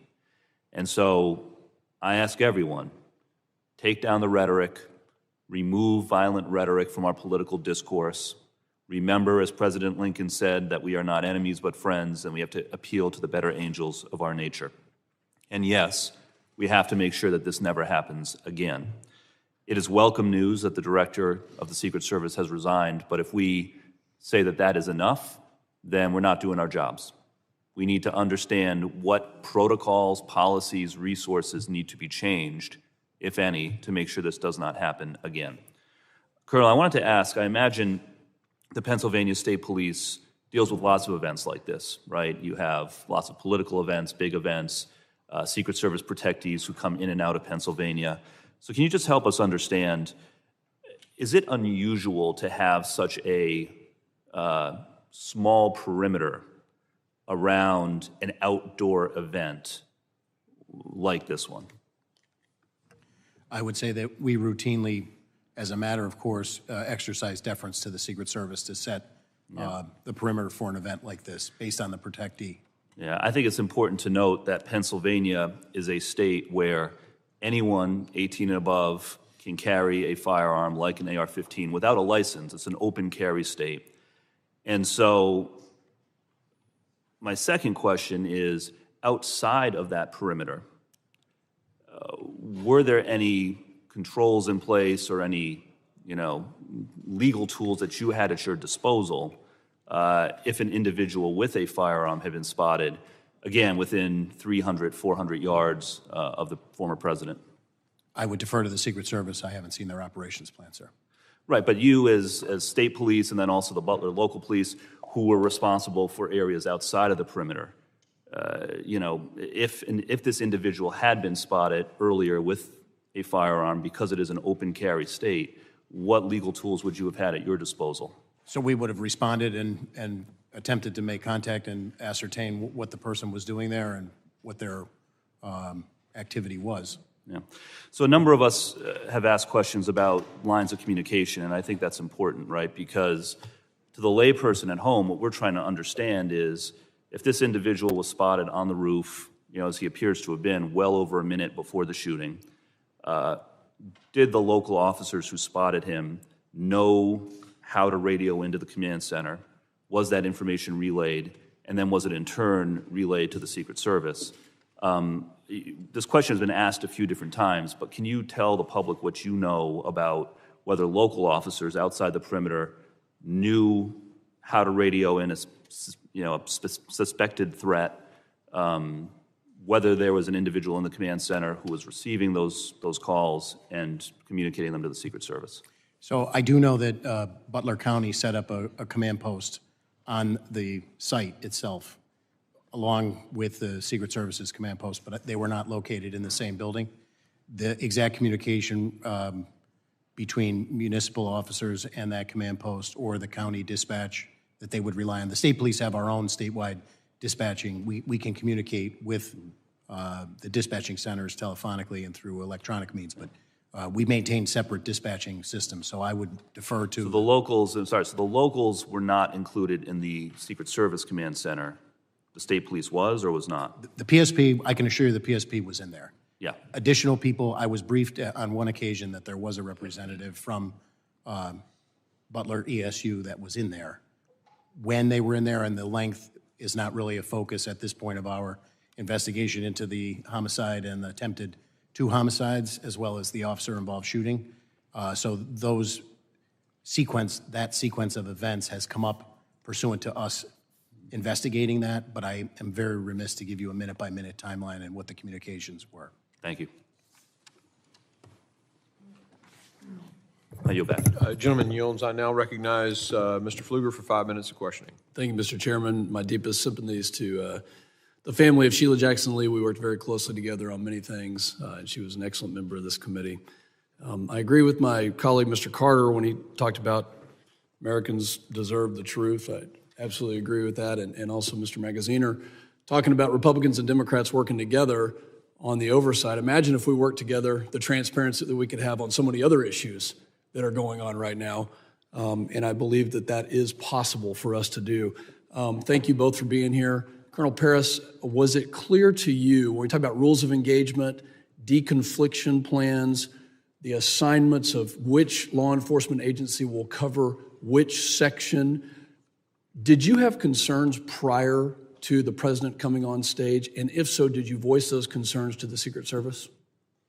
So just to be clear, I was not present at the venue on July 13th. But in the planning and the lead-up, planning, my default position would be that our commanders are aware of what their responsibilities are within a unified command structure reporting to the Secret Service. And do you believe that it was absolutely clear that there were 0 questions of who was supposed to cover what areas of the venue? I can only comment to our responsibilities, and I believe our responsibilities were delineated to us, and I believe we met or exceeded those responsibilities based on everything that I know as I sit here 10 days in. I think there's still a lot of questions regarding the plan, you know. Agreed. And this is always, in any sort of protection assignment, that's always the hardest thing. Who are friendly assets? Who could be a vulnerable hostile actor? Who displays hostile intent, hostile act? I think it's clear there was a failure, and we definitely want to get to the bottom of it. President Yost, do you get the impression that Secret Service, at any point in the run-up to this or other events, has been stretched thin when it comes to just the work hours that they are putting in, the resources that they have? Was that communicated in any way? Well, I can't speak directly to that. I can tell you that law enforcement across this country is stretched thin, just simply due to the inability to be able to attract the best and the brightest at any levels in order to maintain the staffing levels we need. So if that is the case, and we're not meeting those levels in Secret Service because of our inability to be able to recruit, then we need to address that. Or if it's the alignment of assets and the assignment of individuals, then that in itself is something as well, and it's something I'm not in a position to be able to speak about, other than to recognize that there's 2 huge factors here that need to be addressed. Well, it's clear that that's the case, and God bless both of you for what you do, for the hours that you put in to protect our communities, and we can't do it without you, and we need you, and we will continue to advocate for you. I want to talk about now, that leads me into this next question. There's a piece of legislation, H.R. 8081, called the Disgraced Act. It says, denying infinite security and government resources allocated towards convicted and extremely dishonorable former protectees act, which is a whole mouthful of basically taking details away from people that could include those who are convicted. Talk to me about the impact if former President Trump didn't have a protective detail of U.S. Secret Service there. Talk to me about the impact on state and local partners to protect them in any of the communities that you represent. And by the way, he also was responsible for taking out al-Baghdadi, Abu Bakr al-Baghdadi, and Qasem Soleimani, and the Iranian government wants to do harm to him and other people like him. So what's the impact if you don't have Secret Service help? More than happy to yield. So I think, we're trying not to become very political in this. I think we have a president of the United States who has, by simple virtue of his position, having served as president, that deserves a certain protection. because of his service to the country. So the rest of these things are all things that are not for me to decide, other than to tell you that I think we have a responsibility to our leaders. This is not political. That's not political. He deserves protection. You're absolutely right. Colonel Paris? I would just echo that my understanding is it's a federal statute that creates the Secret Service and tasks them with those responsibilities. So to contemplate a different paradigm, I would reflect back to the legislature to contemplate If something. he was denied a protective detail in Pennsylvania this past week, the weekend prior, what would that have done to your local resources to protect him adequately? I think the removal of any resource inherently makes the burden on the surrounding resources that would have been committed somewhat additional. Thank you. Mr. Chairman, I yield back. Gentleman yields. Point of order. Point of order. Gentleman's recognized. So I appreciate the gentleman's questions, but let me put it another way to the witnesses. The reference legislation. Mr. Ranking Member, I mean, a question to the witness would be someone yielding to you. A point of order, I'm allowing you to make a point of order. Thank you. Well, the point of order is, if you read the bill, it says that if you are a convicted felon and found and sentenced by a judge, Mr. Chairman, then you would not be, that's my point of order, that you would not have service. You have to be a convicted felon and sentenced. Now, at the time the bill was filed, nobody who was a protectee was a convicted felon. But if those who are lawyers here know that once you are a convicted felon and sentenced, you are remanded the custody of that particular law enforcement agency for custody. I think it's an anomaly to try to say that the Secret Service would have to protect a felon in jail, a convicted felon. So this whole notion about my legislation, I just say to the gentleman, if you read it, it says you have to be a convicted felon and sentenced. Now, we're not there. The conjecture, you can do whatever you want. But let me be clear about the bill. Republicans have made a lot of hay about the bill, saying it's about former President Trump and would take away his security. That just is not true. The bill doesn't mention former Trump, President Trump, and it would not have affected security at this tragic event.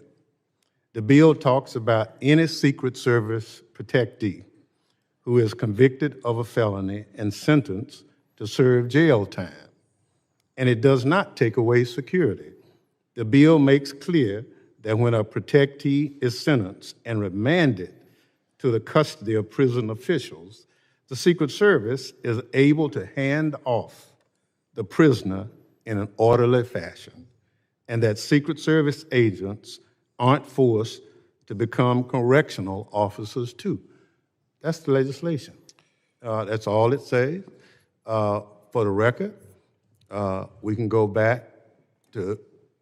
The gentleman will need to get to his point of order. Well, point of order is, the line of question is inconsistent with the legislation. And it does not say on that day, former President Trump would have been without Secret Service protection. He is not sentenced. If he's not sentenced, he will still have the protection. Plain and simple. So you yield on your point of order, Mr. Ranking Member? You did, okay. I want to make a point of order then as well. And, you know, a lot of times we hear from both sides of the aisle about rhetoric and how rhetoric and the things we do in messaging bills that we do shapes discussion, impacts people. And first, my point of order is prison isn't necessarily a safer place. You can ask Mr. Epstein's family about that. And so to suggest that somehow he'd have the security necessary in a prison, I think is just not an accurate statement. In terms of,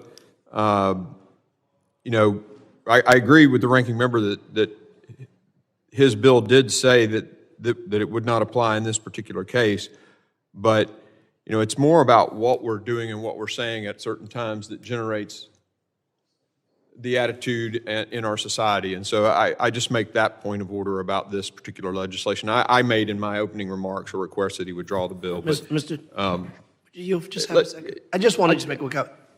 I think the chairman was clear that this bill was filed well in advance. So to connect, you mentioned timing. It's important to mention timing, that it wasn't. Well, we don't want to debate the bill.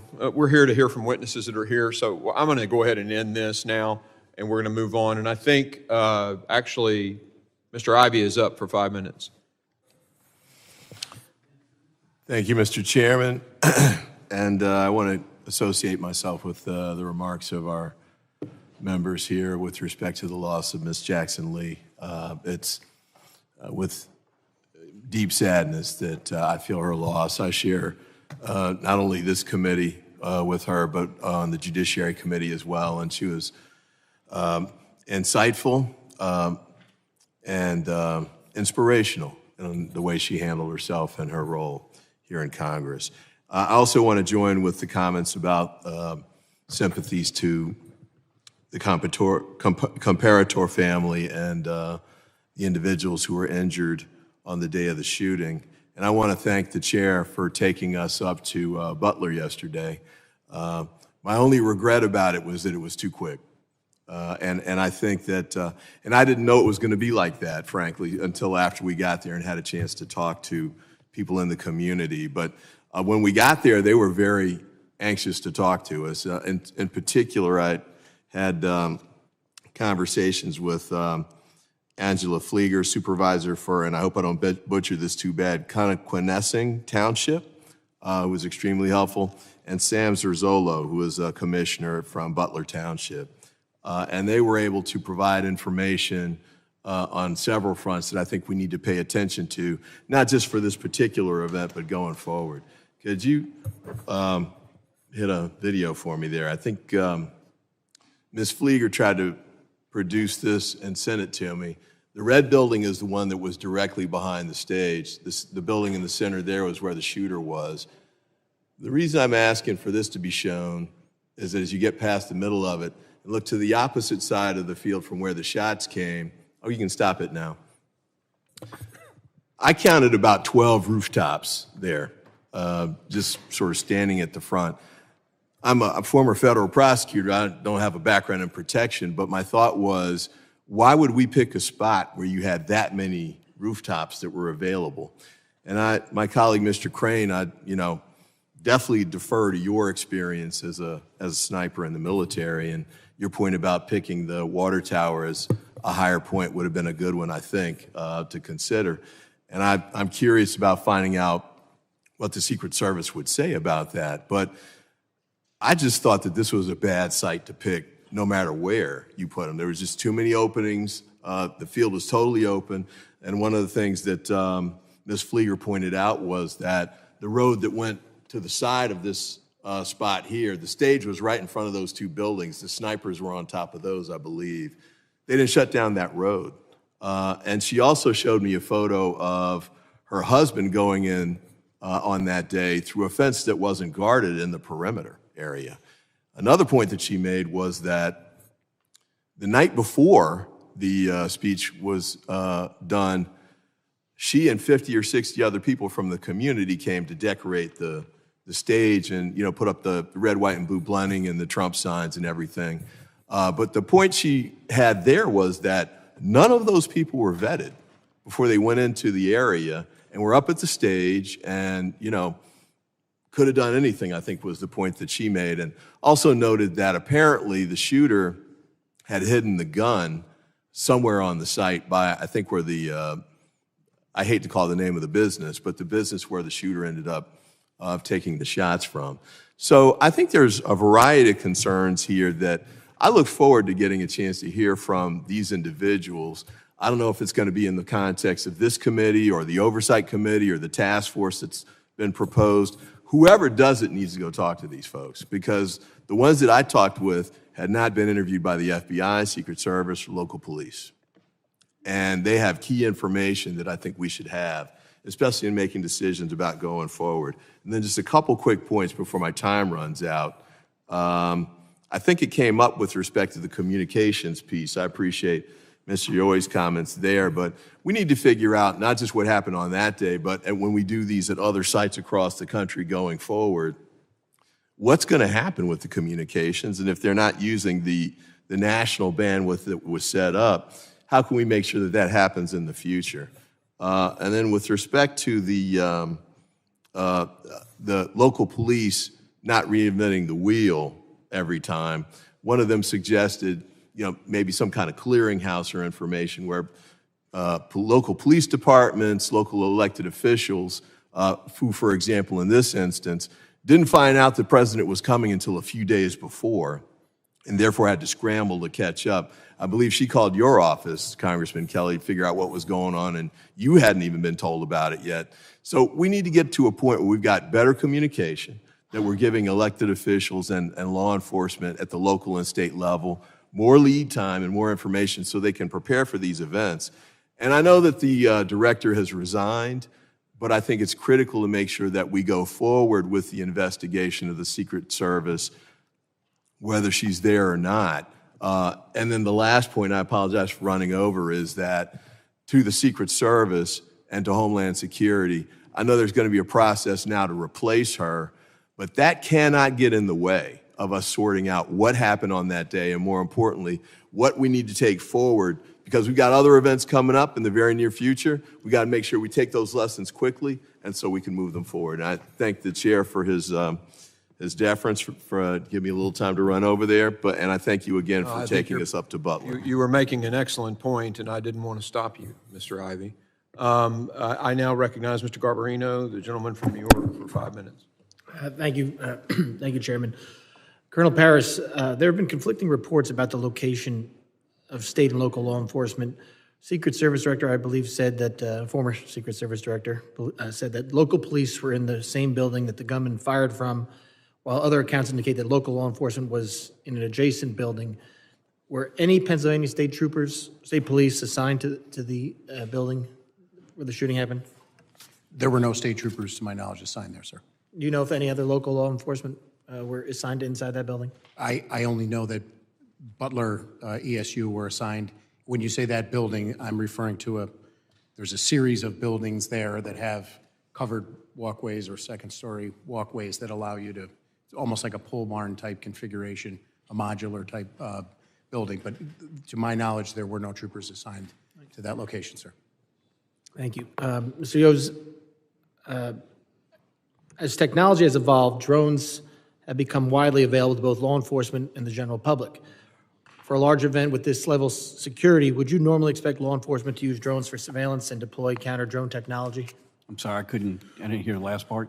Would you normally expect law enforcement to use drones for surveillance and deploy counter-drone technology? Well, obviously, as I mentioned earlier, just in my experience at this location is there are a number of elevated locations that should have been secured.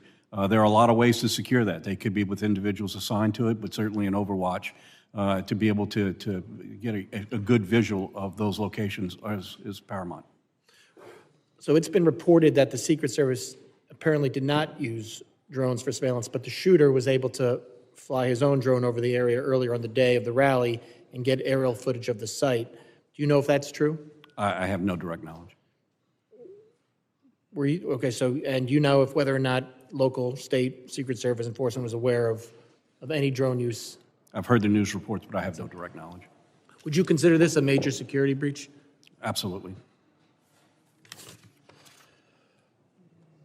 Now, it's also been reported, Colonel Paris, that the local law enforcement spotted the shooter outside the AGR building and on its roof minutes prior to the shooting. Did local police alert the Secret Service that the gunman was on or around the AGR building roof? Do you know? So this goes to my earlier qualifier about the timeline, but my understanding of the sequence of events is that he was determined to be suspicious as a result of behavior that he was exhibiting, milling around that area in front of the AGR building. There was a text thread that was going, I've been briefed, between the ESU members. They identified, they took a photo of him, At some point when he utilized the rangefinder, the suspicion was heightened.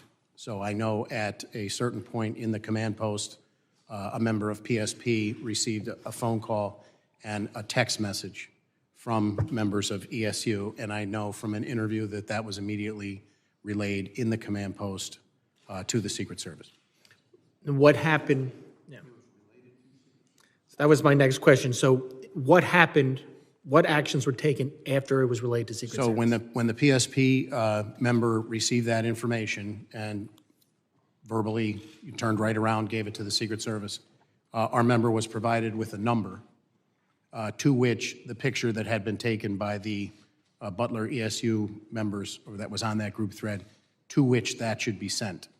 Our member did that, and our understanding was that was some element of the Secret Service. So this was all reported.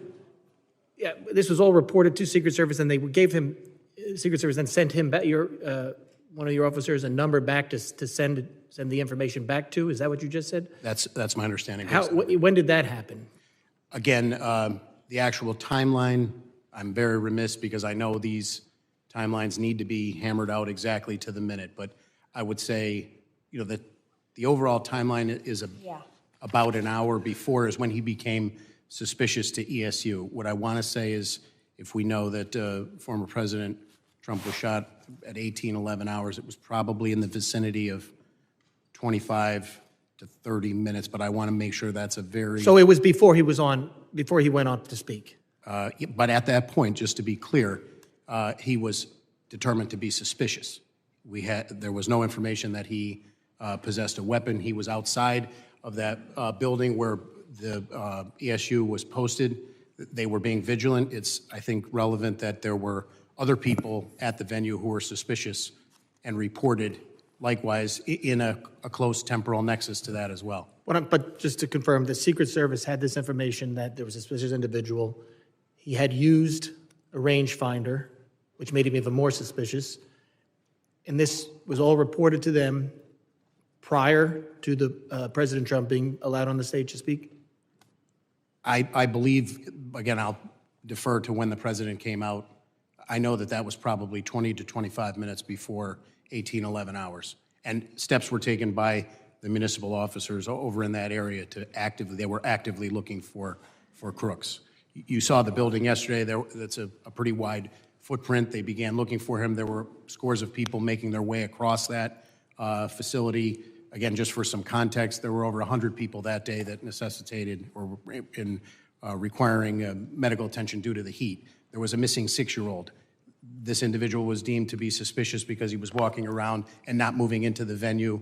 The rangefinder obviously heightened that, and they were attempting to locate him as people were moving across that space who were attending the event to the secure perimeter. Was he the only one determined to be suspicious that day? The gentleman needs to wrap it up, and perhaps somebody else will yield to you or me I yield back on this topic. I recognize Mr. Goldman now for 5 minutes. Or we'll just pick up the questioning here. That sounds great, prosecutor. First, I do want to mention how sad it is to see Sheila Jackson Lee's empty seat there. What an incredible inspiration to so many of us, and a member, an advocate, community presence, and we really are sorry to miss her.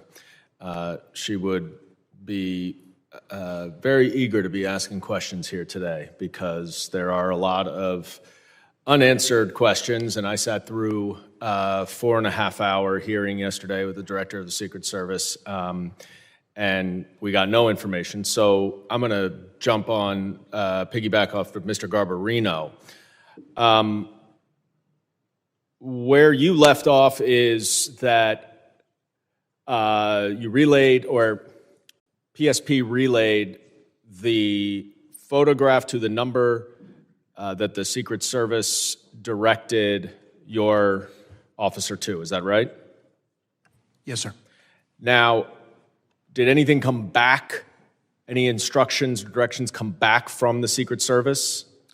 So, again, that is left to the after action. We're trying to come up with a sequence of events that led to crooks on top of the building where he ultimately took the shots. So Right, but you know. said, I'm trying to find, I don't need the specific timeline. I'm trying to just figure out the sequence, because you said that many of your officers or Butler ESU officers were looking for crooks. That was after that photograph was relayed to the Secret Service? My understanding was after the photo was relayed to the our trooper in the command post, and yes, Crooks was in that area around the building. My understanding is 2 additional municipal officers who were on a different post responded to that area, and they began actively looking for Crooks. They circumscribed the building to try and locate him. It became apparent at some point that he was up on the roof. Those 2 municipal officers who responded then, to their credit, actively, once they realized that he was on the roof, one boosted the other one up, hanging from the ledge of the roof. By the time that officer was boosted up on top of the roof, Crooks was on it, almost in that final position that you saw. He had the AR out, and he pointed it at the municipal officer who, suspended from the roof, was not in a position, feet dangling at that point, to draw a weapon or continue hoisting himself back up on the roof. He drops back down from the roof, and at this point, I believe that's when the video that's been widely circulated with people filming Crooks up on the roof, saying there's somebody up on the roof. There were other law enforcement around the building running, but their vantage point on the ground did not lend a clear line of sight to where Crooks was at the top of that building. One of our troopers on roving patrol also was notified. That word went out, and he responded about the time that the municipal officer was boosting the other officer up onto the roof. What was he notified of? I don't know specifically. That's going to be part of the after action. But we obviously knew that he was Crooks was suspicious. He had not gone into the venue, and they were actively doing everything they could to try and locate him. So the local officers who were outside of the perimeter in charge of securing the outside perimeter area, one way or another, understood or got direction that they needed to try to find Crooks, presumably to ask him questions, interview him? Is that what the protocol is? Clear about. I don't want to speak for I haven't seen the Secret Service operations plan, what their responsibilities were and what their understanding of those were from the Secret Service. I don't want to comment on it. But somehow they got the message. Somehow that there they was knew. information that he was suspicious. By the time that municipal officer was hoisted up onto the roof and saw him, he had the weapon out. Do you know how long it was between the time that the photograph was relayed to the Secret Service and the time when the officer was trying to hoist himself onto the roof? So that's a critical, detailed, salient question. I would answer it from the reverse time period, from if the first shots rang out at 18:11 hours. The hoisting up of the officer occurred probably no more. Again, I'm going to give you a time, but I want to just put it in the context not specific. of a sequence of events. I would say at most 2.5 to 3 minutes before that first shot rang out. And when what they were notified in the interim still remains under investigation. Right. And when he fell off of he let go? The municipal officer, when the briefing that I had was the municipal officer saw Crooks saw him, and Crooks turned and leveled the gun at him in a position tactically of extreme disadvantage, suspended, in the air with your legs dangling after somebody had boosted you up. And he let go, right? He let go, and he fell back down. And was there at that point any communications that there's a shooter on the roof from the municipal officers who were there? Point, that's all part of the after action. We're just trying to get a sequence of events up to the point when Crooks then fired the weapon. So that's been the focus of our investigation. But there was at least, you said you thought 2.5 to 3 minutes between the time when the municipal officers tried to hoist on top of the roof, Crooks pointed the gun at them, they dropped, and then between that time and when he fired the shots. I don't want to give you an exact period of time, but it was minutes. It was a very short period of time, even for his ability. But not seconds. I would say minutes, but I can't I would be remiss if I gave you, and I want to be very clear on the record, when you do an investigation like this, the timeline is critical. You're asking me, I was briefed, I'm answering to the best of my ability right now. And I know my time is up, Colonel Paris. I want to thank you for providing us this information. It was incredibly disappointing that the director of the Secret Service did nothing diligently to try to get witnesses here. This is not an academic exercise. This is not something that the American people can wait 60 days for. With these gaps in information, there are conspiracy theories, there is disinformation, 100%. And all of our safety is at risk. Political violence is escalated, and we need to know these answers. I thank you for bringing these witnesses here, and I yield. Yeah, absolutely. And I appreciate the tag team between two sides to get to the details on this, because this is poignant, very poignant. I now recognize Ms. Green for 5 minutes. Thank you, Mr. Chairman. Colonel Paris, I'd like to carry the dialogue on about this specific timeline. I have a timeline that was given to us on the Oversight Committee yesterday when we questioned former Secret Service Director Kimberly Cheadle, as she has resigned today. But the timeline that I'd like to talk to you about is exactly what you were just discussing here. 18 minutes before President Trump took the stage, it was at 5:45 that the Butler County Emergency Services noticed Thomas Crooks on the roof, took a picture, and reported it. You stated just a few minutes before in your testimony that police or PSP were given a phone number to the Secret Service, and that Butler County Emergency Services texted or sent the picture. Was that a text? Was that a digital platform? Was it an email? How did they send the picture? So just to be clear, at that period of time, at 18:45, I don't believe the testimony was 5:45 p.m. 5:45 p.m. Yes, ma'am. He was not up on the roof at that point, is my No. belief. Emergency Services noticed Thomas Crooks on the roof. This is the timeline that we have. Took a picture and reported it. Who did they send that picture to? Just to be clear, they were posted in the AGR building and took a picture of him. That's what you're.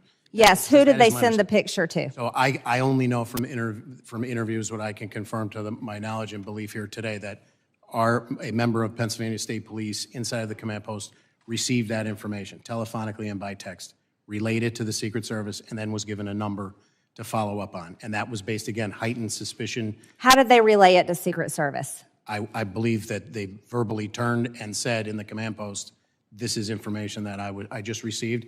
And then in follow-up to that, as directed from the interview that I was briefed on, that was forwarded by text as requested by the Secret Service. Can you give us copies of that communication and that phone number that was given to them was for Secret Service? So that's part of the ongoing investigation, and I would defer to the legality of. Can you find that information and provide it to our committee?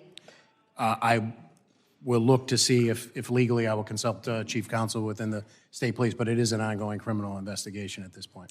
So after it was reported, President Trump took the stage at 6:03 p.m. All of this took place. This was 18 minutes before President Trump actually took the stage at 6:03 p.m. President Trump was shot in the face at 6:11 p.m. This has all been reported, these timelines. Why do you not have a timeline?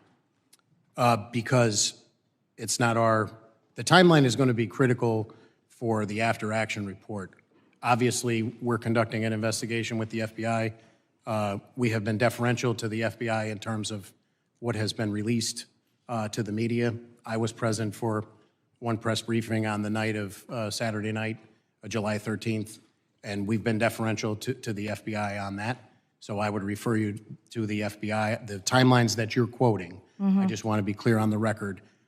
To my knowledge and belief, I don't have a minute-by-minute timeline. I've had multiple briefings about what these interviews have gleaned, but they're from the perspective of PSP investigating the homicide and the 2 attempted homicides. Thank you, Colonel. During the event, at what point in the day was someone from your team first made aware that there was a potential suspicious person or possible threat?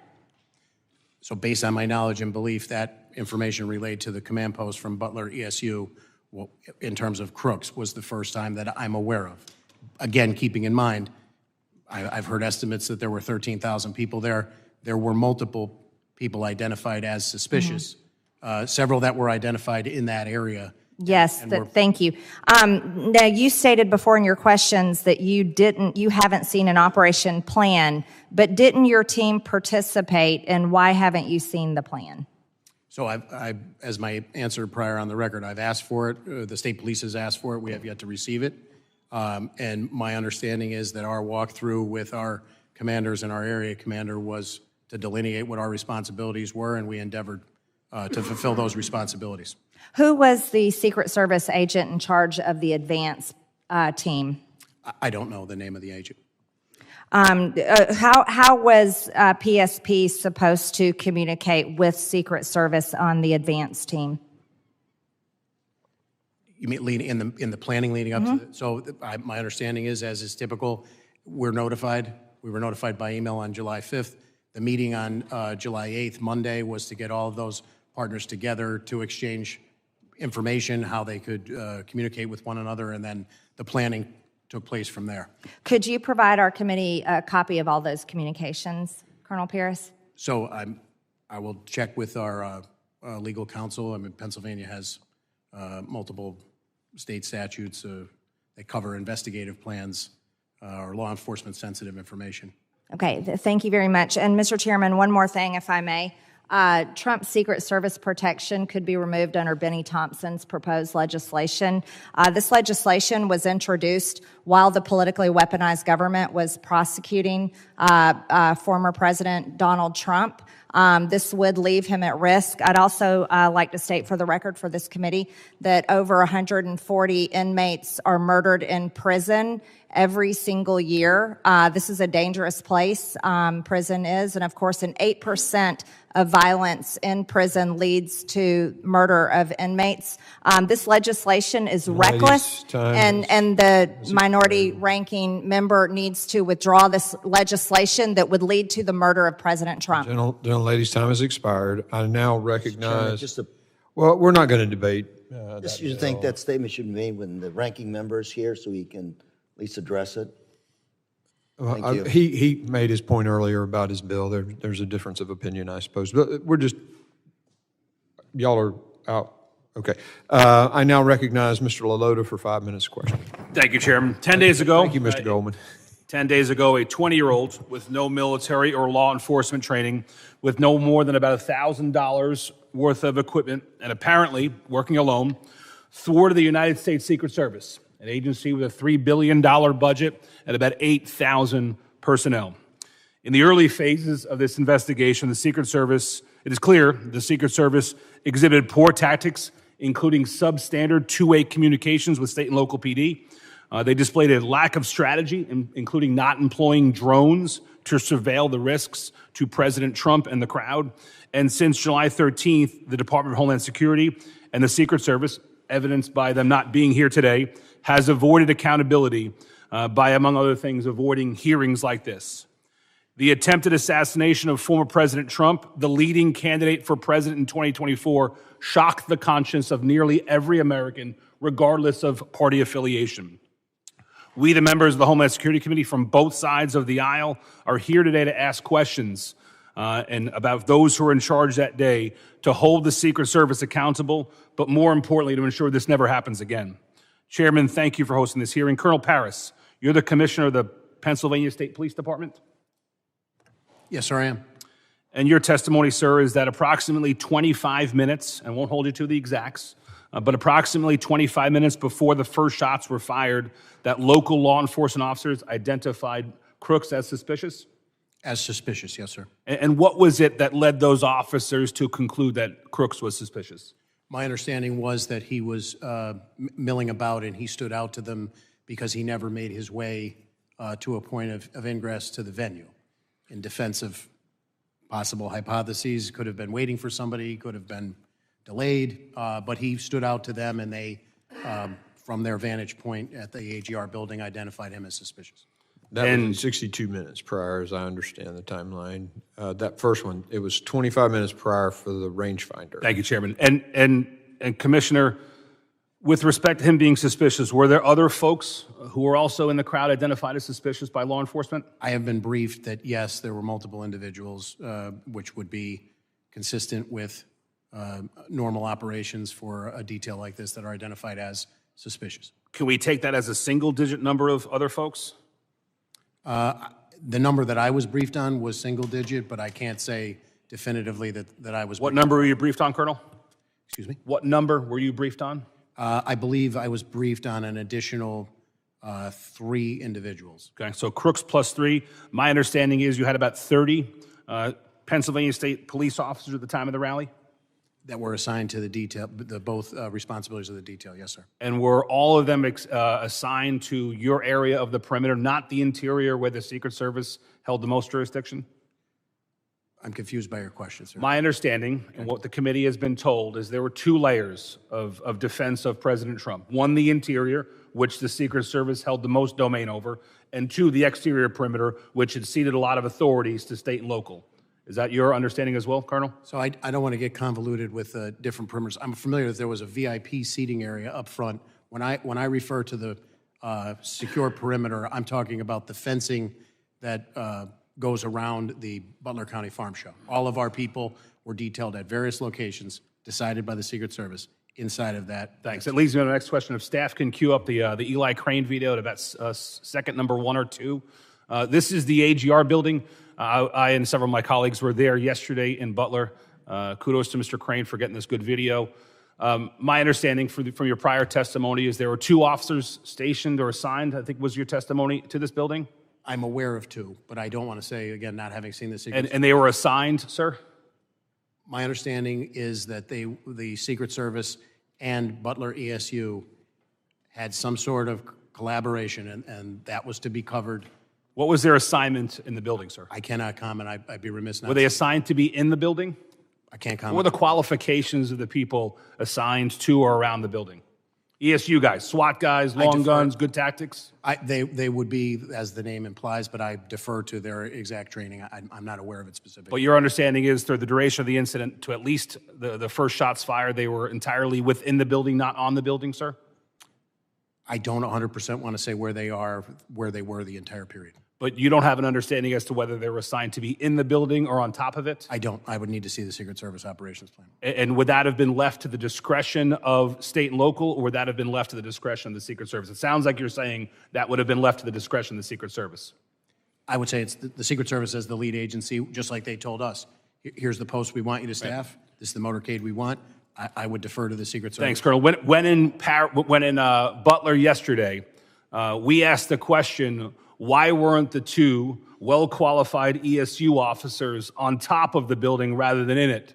And what would you say if we were told the explanation is, well, it was a hot day in Butler and there was air conditioning inside the building and not on the building? What would be your reaction to that assertion, Colonel? I can't respond to it. I have no firsthand knowledge about it. Was it a hot day in Butler that day? I believe it was a warm day, yes, sir. But you have no knowledge of whether or not the Secret Service or anybody else assigned these 2 officers to be in the building and not on it? No, sir. I yield, Mr. Chairman. Gentleman yields, and we're going to go out of order because Mr. Luttrell has to get to his committee, so you're recognized for 5 minutes. Thank you, Mr. Chairman. Can you pull the video back up, please? Just for clarification, that is the exact point where the shooter was positioned, correct? Looking through that window in proximity to, if you give a range fan, if you were to expose yourself outside that window, is that the shooter's position? No? In relation to that video, where is the shooter's position at? Just further on the left side. And Mr. Paris, can you clarify something? There were ESU agents internal to the building or in proximity to the building and in that location, correct? I don't know to that specific location, but they were assigned to the AGR building. And once the call went out that you had a bad actor in, the agents in the building left their position to try to find that individual? My understanding is he was on the ground moving around the perimeter, and they moved to actively aid in the search along with additional municipal officers who were. Does it make sense that ESU agents would be positioned inside the windows so they'd have a better vantage point out into where the X is, where the asset is located? Could you ask that question again, And Congressman? it makes sense to me that the ESU agents would be positioned in these windows, the windows that they're talking about in this building, so they could have better eyes on the asset, the president, instead of internal to the building milling about. Is that a fair assessment? I'm remiss because I don't know what the conversation was and what the responsibilities delineated. I think my concern is if we did have agents, let's just speak hypothetically here, if agents were positioned in these windows in order to provide protection for the asset, and then they were released, and I'm assuming they work in pairs, correct? There's only 2 of them, or is there 4 of them in the building? Do we know the answer? From my briefings, there were 2. There were 2. But to me, it would make sense that one would stay behind in order to cover the X, or cover the asset, and then one would engage in activity to find the actor that they were trying to identify, correct? I think my concern is the individuals may and I hate to say this out loud, but if we didn't do due justice and we left that asset exposed because both ESU agents went to look for a bad actor, we just gave the shooter a bowling alley. I don't know what the responsibilities and the rules of engagement were, not having seen the Secret Service operations plan. And I'm reluctant to speculate at this point, 10 days out, sir. I would rely on the reviews yet to come. When it comes to Secret Service, talk comms matrix here real quick. When it comes to Secret Service and the local law enforcement, the state law enforcement, I understand that they are housed in the same, is there a common communication channel? And if so, does each agent and each officer that's working the event have, and I'm going to use old terminology, do they have an avalanche call? Do they have a no joy? When they see something that raises the red flag, can any officer radio in, go, no, go? We are not, hold the asset in place. We have somebody that we're looking for. And if they do or if they don't, how many people does that have to go through to get to the right actor in order to say stop? I don't know. Okay, we need to figure that out. Because if I'm an ESU agent in this window and I have to radio a person who has to radio somebody else to get to the main person, then to call it, the dishes are done. I'm aware of 3 radio systems in operation, PSPs, the Secret Service, and Butler counties. All communicating on different channels. Technically, yes, but the integration occurs, I can only speak from PSP, our integration occurs by us having somebody inside of the Secret Service command post. Again, for an incident of this magnitude, in theory, the more people you have on the same channel, if there was a medical emergency or lost 6-year-old and everybody keys up at once, it paralyzes your communication. I understand that, but if there's one specific channel that you can go to call an avalanche and say, which is freeze the asset, I think that would be necessary. Now, you mentioned something earlier. You guys have done about 20 events this year in Pennsylvania. So, and you spoke, it's common. Now, the military folks in this room are going to understand this. The first month of deployment and the last month of deployment are the most dangerous times to be in combat. One, because you get there the first month, you have no idea what's going on, and then you're there and you get common. You get complacent. And before you leave, that last month, situational awareness kind of dies down a little bit, and that's when bad things happen. There's absolutely nothing common in protecting a president, ever. And as we move forward, I don't want that to be a term that we use, because common just got our president, our former president, shot. And if these assets would have been on high alert, and I'm not saying that they weren't, but when things become common, we get complacent. I've instructed our commanders moving forward, if there is any, my expectation would be that through the collaboration and the planning of these events, you want more people there, you want people voicing issues and everybody operating on the same page in a unified command. But I have instructed our commanders, the ops plans get reviewed prior to this up through our Deputy Commissioner of Operations, Lieutenant Colonel Bivens, seated here behind me today. But as a result of this, if there are any issues that our people see, we are ordering them to flag them, and we'll work collaboratively moving forward for the remainder of the season and moving forward. Thanks, sir. Thank you, Mr. Chairman. Gentleman yields. And our witnesses, at any point where we're going to probably go at least another hour here. If you need to take a break, just let me know and just give me the high sign or a thumbs up. Y'all are okay right now, or are you? Yeah, we can take a break. Take a break? All right, we'll do 5 minutes and 5 minutes only. The restroom's right down the hallway to your right. Adjourn.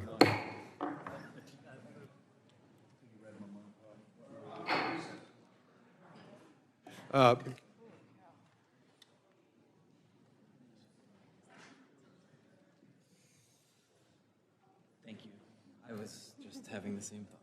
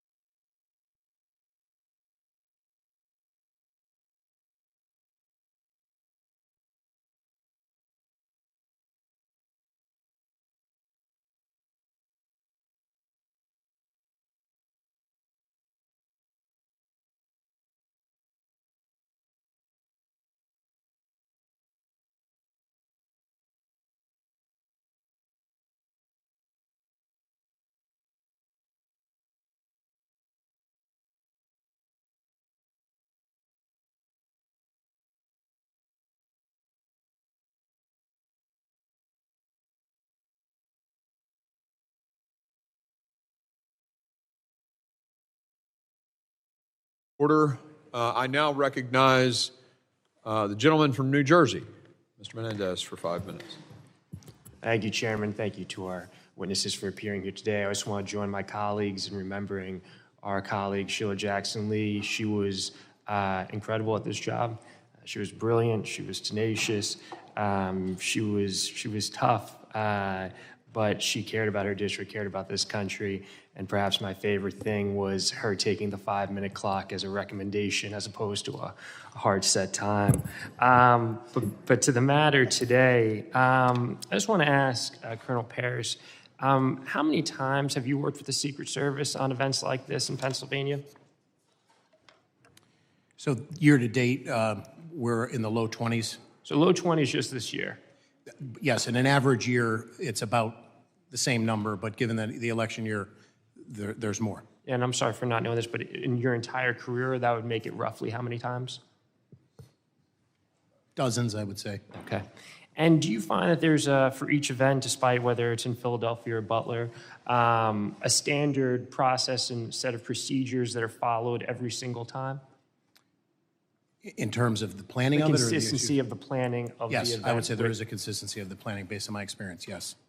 Not much variation. There is a set plan that the Secret Service administers with its state, county, and local partners? That's been my experience, yes, sir. Was there any change or deviation? Not to my knowledge. Okay. I benefit from so many of my colleagues on this committee who served in law enforcement, served in our military. I did not. I want to ask you a question.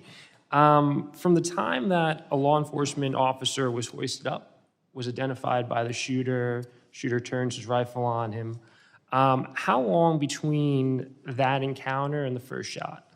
So I'm glad you asked me that question, Congressman. I'd like to clarify. So it was a matter of seconds. Okay.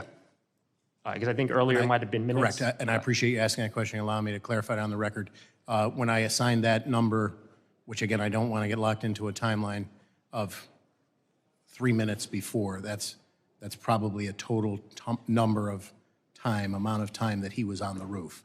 When the one local officer hoisted the other one up and subsequently falls, releases himself after being faced with that. Shooter shuffles across the roof, takes his first he's already, I believe, close to being in his final position there. Okay. And I'm told it's, again, sequence of events, not a timeline based on the prior criteria laid out, but seconds after that is when the first shots rang out. That's helpful, and the chairman and I were conferring on that because it would have been there's many failures on that day, but it would have been a critical failure if a gunman had turned his rifle on law enforcement and no one had pulled the president off the stage if it was a matter of minutes, but seconds. Thank you for allowing me to clarify. No, of course, and thank you for answering the question. Just going back to the general process that you've seen over your distinguished career, were there any specific challenges that you and your team faced during this event? None of which I'm aware, to my knowledge. The planning on the PSP side, as per our interface with the Secret Service, was routine. Okay. And you mentioned earlier that that in your experience and the standard protocol, a Secret Service engages with its state, county, and local partners. They have a plan. They work with their partners to implement the plan in the lead up to the event, the day of the event. Is there an opportunity for the state, county, and local partners to provide input, given that they have more familiarity with the area? Butler Police, you yourself have more familiarity with the area. Is there an opportunity for you to provide any feedback to the plan that the Secret Service comes to you with? In my past experience, yes. And in my past experience, I found the Secret Service very open and collaborative. We enjoy a very strong working relationship with them. And again, there's that fine line where the deference is that they're the top comm under a unified command. It's their incident. But certainly we would endeavor to give them any local nuance that would make the planning more successful and more safe. I appreciate that. One of the things we touched on multiple times today is the multiple lines of communication, 3 different signals that were being used, a command center. In your experience working with the Secret Service, have you seen a better implementation of a more streamlined communication setup that allows the different actors the local PD, the county PD, the state police, to directly communicate to the command center, and then once there's a clear chain of command? I have not. The Secret Service comms is a very complex operation because of the worldwide environment in which they work. I'm in no way an expert in it. I think from the state and local perspective, our job is to try and integrate communications, and it doesn't have to be a super high-tech solution. We have people who can get a message, turn over their shoulder, and report verbally. We have radios that we can exchange, or we have a trooper with a radio assigned to another partner, be that a federal partner or a municipal partner, and those two radio communication systems can interface because of the human interaction. And I'll wrap up real quickly, Mr. Chair. And it sort of makes sense in a way because you're going to have people doing traffic. They're going to, folks who you mentioned, a child went missing.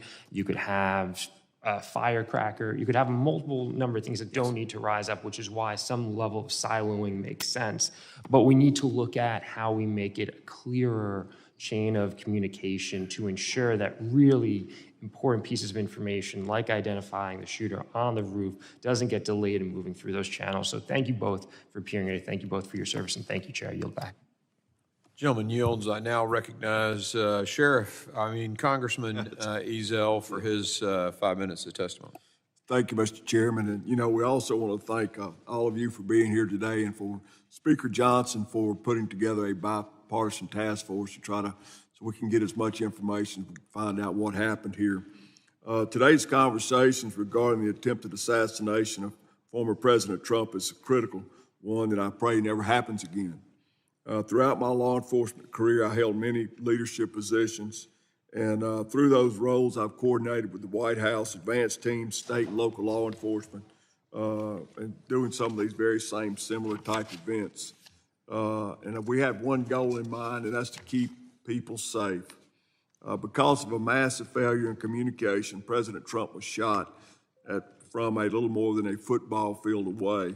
And because of the failure of former Secret Service leadership, especially the former director, spectators were forced to do what the Secret Service failed to do, and that was protect themselves from bullets. Ultimately, this led to the death of Corey Comparator, who gave his life while bravely shielding his wife and children during this terrible thing. Colonel, thank you for being here today, and I've said from the beginning, if you want answers, you got to talk to the men and women who were on the ground, the law enforcement officers who were out there and who were taking directions and commands from the leadership of Secret Service and various other leaders. You testified that 32 members of PSP were assigned to various roles to assist the Secret Service. Is that correct? Yes, sir, I did. Your officers were assigned to various roles, but they were not responsible for securing the building or property at AGR. Is that correct? Yes, sir. The former director testified yesterday that the building was outside the Secret Service secured perimeter. Did the U.S. Secret Service leadership direct local or state police that was their job to secure the building? And if so, did they provide any guidance on this? So as I stated earlier, aside from the briefing that I received about the walkthrough, when the question was raised and the response from the advance team of the Secret Service, the agents on the pre-plan, that was going to be the responsibility of Butler ESU. I have no firsthand knowledge about any interaction between the Secret Service and any other entity, really. The Secret Service established and managed the primary command post for communications in the office of the Butler Farm Show. Is that correct? That's my understanding, sir, yes. Preliminary findings have concluded that communications were siloed and local law enforcement were not in frequent radio contact directly with the Secret Service. Local SWAT and sniper teams were on a separate radio channels from patrol. Colonel, do your radios have the capability to be programmed to be in contact with other agencies? And do you know if the officers on the ground that day had communication capabilities with the Secret Service that was on that duty that day? You're asking me a very specific question that I would defer to our Bureau of Communication and Information Services. I can get you an answer as to what those specific capabilities were. Do you know if the Secret Service provided any guidance on combined communications? I do not. Again, I have not seen their operations plan. At 5:45 p.m., a local law enforcement sniper observed the suspect with a rangefinder and reported the suspect to command and the U.S. Secret Service. Colonel, how would you have responded to that information? So again, I certainly wouldn't articulate that at that point, a rangefinder, which could have legal and legitimate use, that is a threat, but it's certainly a highly suspicious activity that should be addressed. Exactly. Mr. Woes, you testified clear and constant communication is crucial to ensure the security of the protectee, and that local law enforcement should be part of the command post to facilitate real-time information sharing and rapid response to emerging situations. As we all know, separate communications are necessary and effective during a large-scale event like this. There's no way everybody can be on the same channel. You talk over each other, you won't ever get anything done. But there must be some clear understandings through communications at the beginning so that split-second decisions can be made so there won't be a lapse in time and these terrible things happen. Would you like to just say a few words about that? Sir, there's no doubt when you look at how many people are involved in an operation like this, having everyone on one channel is difficult. But there are people within contained areas, and their ability to be able to communicate as things change across platforms is crucial. In this case, we know that in seconds things unfolded, and in seconds, getting meaningful communication out to people who might be able to act on that communication is vital. So I think there's avenues here. I agree that not everyone should be on the same channel, but there are certain people within certain areas and perimeters that should be having communication or the ability to communicate a little more freer. Thank you. Thank you, Mr. Chairman. I yield back. Gentleman yields. I now recognize Mr. D'Esposito, representing the New York law enforcement community as well, for 5 minutes of testimony. Thank you, Mr. Chairman, and good afternoon. Thank you both for your service. On July 13th, we witnessed the Secret Service fail to secure a Pennsylvania field and keep the former president of the United States of America and the Americans that were gathered there safe. While President Trump thankfully survived this horrific attack, Corey Compatore, a volunteer fire chief, a father, and a husband died while shielding his family from the assassin's bullets. Two others, David Dutch and James Copenhaver, were both struck by bullets and are still recovering. The Secret Service failed. Quite frankly, they failed miserably. And Colonel Paris, Mr. Yos, Mr. Ezel, myself, we could probably combine our law enforcement experience and have no question that there was failures that day. We could probably ask someone who just graduated from a police academy or a veteran with 40 years on the job, and they would agree. So my first question is to Colonel Paris. I know that you mentioned over the last year you've had close to 20 interactions with the Secret Service and visits. During his presidency, Pennsylvania has been the second most visited state by President Biden. If you could go over again, what is your coordination with the Secret Service? What does it normally look like ahead of a visit from the President of the United States? So I would say the basic timeline is the same. We are notified at some point that there's going to be a visit of a protectee or the president and everybody in between. The venue is ultimately secured, the logistics, and then there's planning at the request of the Secret Service, and our default position is to attempt to partner and give them all the support that we can. Okay. Now, I know that Mr. Menendez had similar questions, but I just want to reiterate because I think it's critically important. Of the dozens of times that you've dealt with visits from the President of the United States, and I'm sure you've thought about this dozens and dozens of times at this point, and read through emails and thought about different incidents, compared to the incident on July 13th, was there anything different from the way that this was handled? Not to my knowledge, sir. Okay. So at approximately 5:51 p.m., Pennsylvania State Police notified the Secret Service of a subject with a rangefinder. That was 20 minutes before the gunman shot President Trump and 2 others. This is for either one of you. What should have happened next?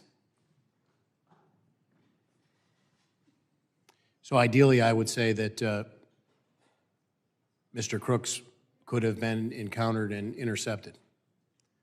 That would have been the ideal. Mr. Yos? Well, I have no direct knowledge. I want to make that clear, but I think also we need to assess the threat and determine whether there's a need to withhold the asset from the stage.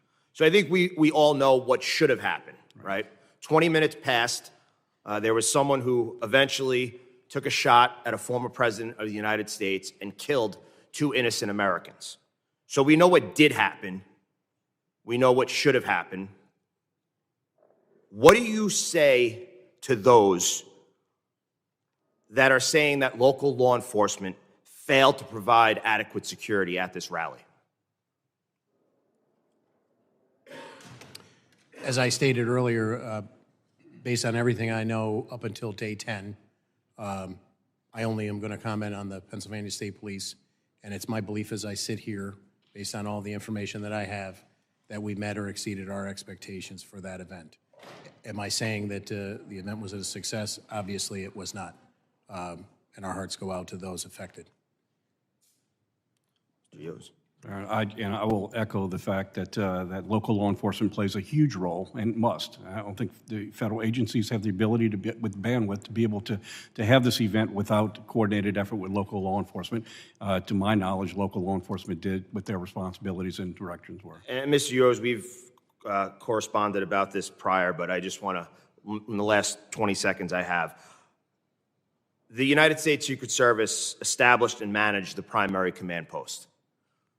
Would you agree, Colonel, that in the United States of America, we have a serious issue when it comes to law enforcement and communicating through multiple jurisdictions and agencies at a singular event? I would say the short answer is it depends, but communications are always a critical piece to any successful operation. So I agree it does depend, but I do have a concern when some people's lives are on the lines, when we are supposed to be protecting an asset regardless of who it is, but especially someone who was it was the President of the United States. The fact that law enforcement agencies are communicating at such a critical time via text message is a problem. And it's one that I think this committee and other committees need to take a real hard look at. Mr. Chairman, I yield back. Gentleman yields. I now recognize Mr. Strong for 5 minutes question.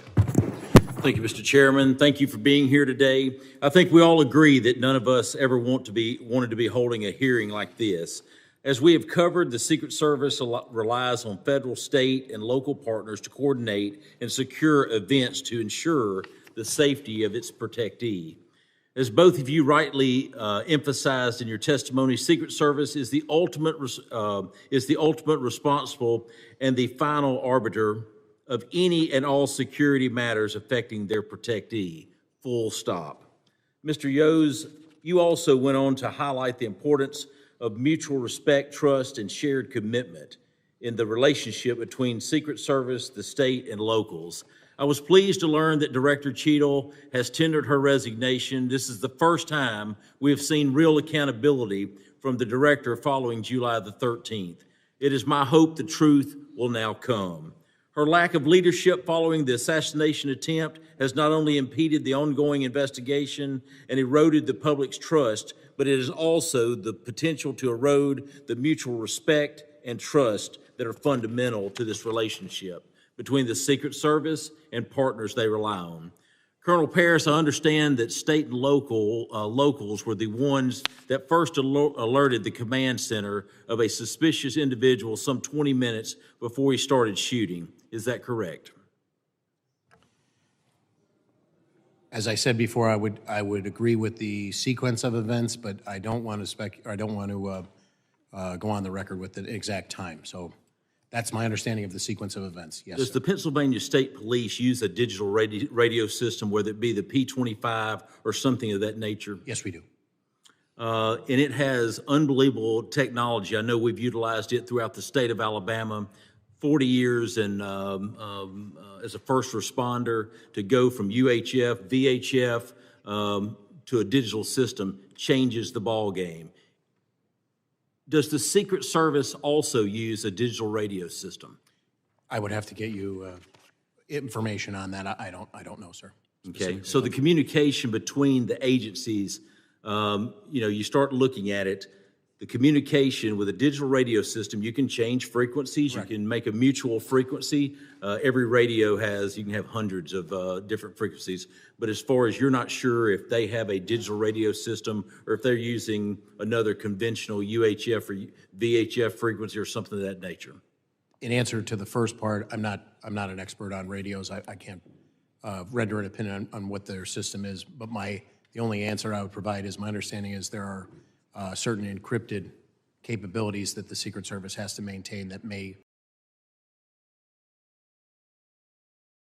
incident. We were able to set up a patch to communicate across agencies. Thank you. Colonel Paris, as you just shared, after state and locals identified the shooter as suspicious, they relayed that information to Secret Service and were given a number to send their concerns to. Is this standard operating procedures to be left a phone number to give your information to rather than direct communications through radio?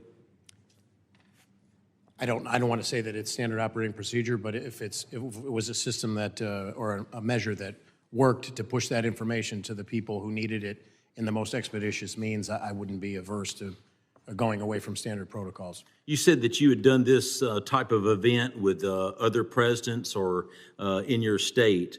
In past history, is this how it usually was done?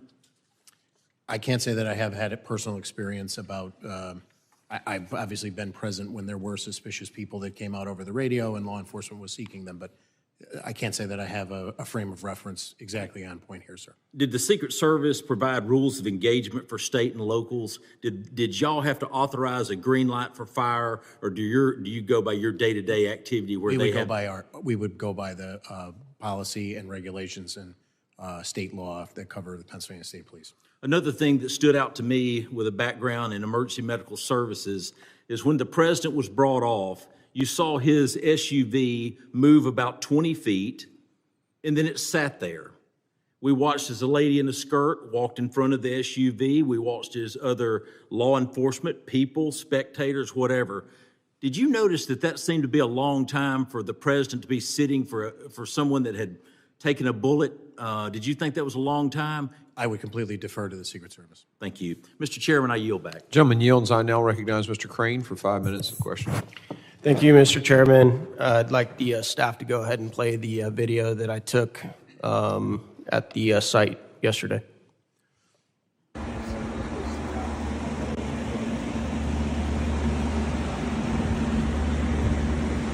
right, guys, I'm up here on the building where the supposed sniper took his shot. It's not that steep at all. We just had a 70-year-old man back here climb up on the roof easily. See that water tower behind me? Had Secret Service or anybody had sniper teams up there, this guy wouldn't have made it 5 feet up this roof. He would have been taken out. Behind me, you see the windows that Secret Service was supposedly in the second floor of this building behind. Makes you wonder why they weren't able to quickly dispatch the individual. And then behind me, back over here where those red roofs are, that's where the— Can you guys cut it right there, please? President was giving his speech from. A lot of questions here in Butler. Cut it. Thank you. All right, Colonel Paris, did you notice when you showed up on site what the tallest structure on the site was? I can't say at the moment that I arrived that I did, no, sir. Okay. Now that you've had a chance to go back and look over it, what is the tallest structure on that site? The water tower, sir. Absolutely. Colonel, do you know how far the water tower was from the roof where the shooter took his shots? I do not. 160 yards, sir. Who made the decision, Colonel, not to put a counter-sniper team on the tallest structure by far on the site with 360-degree surveillance? Do you have any idea? I do not know, sir. Okay. We'd like to get that answer. Did you see the video that showed me sticking my phone out the second-story window? Did you see that? Yes, sir. Okay, exposing the coverage of the window of the entire roof. Are you aware that local law enforcement and Secret Service had full access to that building in that room? My understanding is that they did. Yeah. Why weren't security teams, sir, on site able to spot a 20-year-old kid with zero camouflage crawling up a white roof with an AR-15 that several rally goers were screaming and yelling and pointing out, and they noticed him, and they weren't even there to conduct security. They were there to watch the president. Do you have any idea why the security teams couldn't find that guy? I do not, sir. Would the gentleman yield for just a second on that? So just for clarification, it was the ESU guys that were manning those buildings? Yep. And they left because of the call of the suspicious person, so they left their post there to go look for him. They're the same individuals who attempted to climb up the building and were scared away by the shooter pointing the gun, right? I reclaim my time. Thank you. Okay. I'm just wondering why they weren't able to find him, because even while they were looking, they could have still looked out that window that they had access to. All right, Colonel Paris, I'm just going to say it. Are you aware, sir, that many Americans believe this was very likely not a lone shooter, but a coordinated assassination attempt? Have you been getting those messages from people like I have? I have not, sir. You haven't? Well, there's a lot of people in this room that have been getting the same messages. Why do you think that is? Why do you think that a lot of Americans are like, this doesn't add up, this doesn't make sense, guys? How could this many things have gone wrong, right? Like the things I pointed out, a 20-year-old kid, got 150 yards of the President of the United States with an AR-15, flew a drone to conduct site surveillance, was spotted with a rangefinder, ranging targets, then lost, had advanced explosive devices on him with no military training. Nobody was placed in the most obvious spot to conduct counter-sniper operations. I was a sniper in the SEAL teams, Colonel. As soon as I got out of the SUV and I saw that water tower, I was like, that's exactly where I'd be. Put me right there. So obvious. After partisan attempts to bankrupt him, imprison him for 750 years, and countless depictions as a modern-day Hitler, are you surprised, sir, that a lot of Americans are like, maybe there's more to this story? I wouldn't begin to speculate about what the American people think, sir. Colonel, did your team make entry and conduct investigation at the suspect's home? People that participated in that securing of it, there were bomb assets that we provided. Mr. Chairman, can I have 30 more seconds? Yeah, I'm letting everybody kind of. Okay.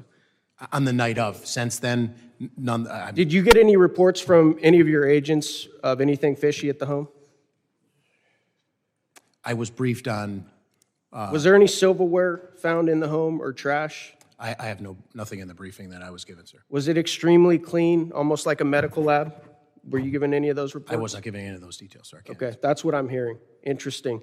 The last thing I want to enter into the record, Mr. Chairman, this is article, opinion from, I believe, the Washington Post by Robert Kagan. A Trump dictatorship is increasingly inevitable. We should stop pretending. This article compares Trump to Caesar and attempts to justify the assassination of President Trump. And I think even though we want to dodge around it and not make this partisan, I think we all know that a lot of this has to do with the rhetoric, the very violent rhetoric that has led up to this. Thank you. I yield back. Gentleman yields, and so ordered on the entry of that into the record. I now recognize Mr. Burkeen for 5 minutes of testimony, or witness questioning. Thank you, Mr. Chairman. Alexander, would you mind moving that just a little bit forward here so I can... Colonel Paris, can you see that, or am I obstructing your view? I believe I can see it, sir. Alexander, would you mind? I'm sorry. Can we shift it just a little bit to your left, Alexander? There we go. Okay. Better? Yes, sir. Okay. So this is a picture I took yesterday on the grounds, looking out of that second-story window that has the corridor that connects the AGR building, the American Glass Research Building, with where the shooter's location, and I'm going to stand up and I'm going to point to the shooter's location as we were made aware. From that X is where the shooter was shared with us. His body was found. From this viewpoint, there's some videos that make it look like he's more this direction, but from the perception, it kind of is confusing. But he was more towards that opposite side. This window, second story, it's the second window from the right side. That window has this view where they could clearly, those ESU officers that were stationed, given access by the property owner to that window, could see the shooter had they been stayed in that man position. This is there moving towards the location of President Trump with the red barns back here. His stage was right in front of that. And you can see a window here that is absolutely going to obstruct the view to be able to look to the 20 or 30 different barn structures, the cattle building, the sheep building, the hog building, the rodeo arena by the pond. The many structures, there's 50 buildings within a 500-yard radius of where President Trump was at. So many vulnerabilities. Do you see a problem with that window being in the way of someone being able from this position to be able to take care of the asset? A casement window would present a tactical concern for full field. And I understand potentially, this was air conditioning on top of this second-story building wasn't, and so maybe that was a consideration. But ultimately, Secret Service is the one who made the determination of placement or contacting or making sure the plan was in coordination with the property owner for gaining admittance from the property owner for this second-story window. Is that correct? That was Secret Service's plan. Correct. Ultimately, it's on this. It's on Secret Service for that plan. All right. My question is, if it's their plan, did they not indicate that someone had to stay manned in that location? Because we're being told that when the two officers, local PD, were trying to lift themselves on the opposite side to get a look at the gentleman, and he turns his gun and then they dropped off the building, this would have been a perfect opportunity. Someone would be on the radio. They could have taken him out from this location. Did the Secret Service plan not include directives from staying in those positions? I don't know, sir. You don't know. All right, here's another question. With the 2 minutes that you said that there was an opportunity from the time that they were hoisted up, looked at the shooter, you're given the responsibility, as just as delegate in the outer perimeter, to secure the area. Why weren't they able to immediately call their supervisor, who would then be authorized to issue a hold on the asset or a get him off the stage call? Why does it have to be, as your testimony says, they took a picture, sent it to Secret Service 20 minutes before the incident of the shooting, and they have to wait for a response?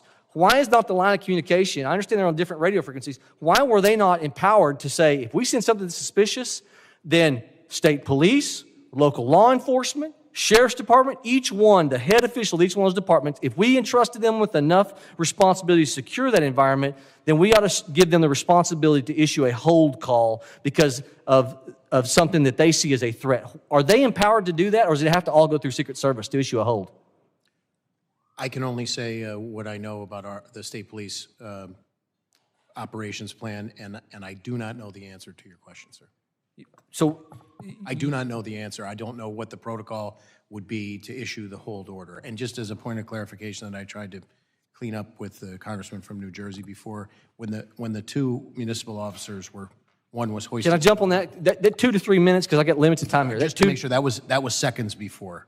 That was seconds before Crooks started firing. Okay, you had said earlier today it was 2 to 3 minutes, wanted to but make you're sure saying I seconds cleaned that up before. for the second time. Yes, sir. Okay.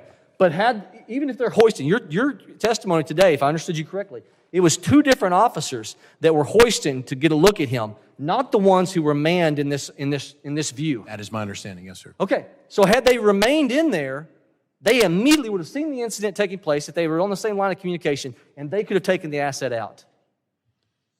I'm remiss to say that because I don't know what their general rules of engagement and assignment were from the Secret Service. It just looks to me like a major breakdown of communication. This procedure looks to me like it is lapsed with the ability of someone who, if they entrust them with the ability to secure these perimeter, they ought to be empowered enough to be able to give the authority on their comms to issue a hold. I don't understand that. With that, I yield, Mr. Chairman. Gentleman yields. And I'm going to say this because I have thoroughly enjoyed both of your testimony today. And there are a lot of guys up here on both sides of the aisle that are charged about this, that their emotion is not intended to communicate a lack of trust in the Pennsylvania State Police, or, I mean, you're being incredibly helpful today. Some of the things that we've discovered from your testimony have brought some frustration to our folks, and I hope you'll understand it in that context, that it's the energy is not directed at you. The failure to set up appropriate communication systems and to make decisions when they become aware of someone pointing a rangefinder is what's got people upset. And that's on Secret Service. So I just wanted to make sure y'all heard that from me. Yeah, Mr. Chairman, if I was amped up a little bit, I concur. So greatly respect what you're doing. Yeah. I now recognize Ms. Lee for 5 minutes of testimony.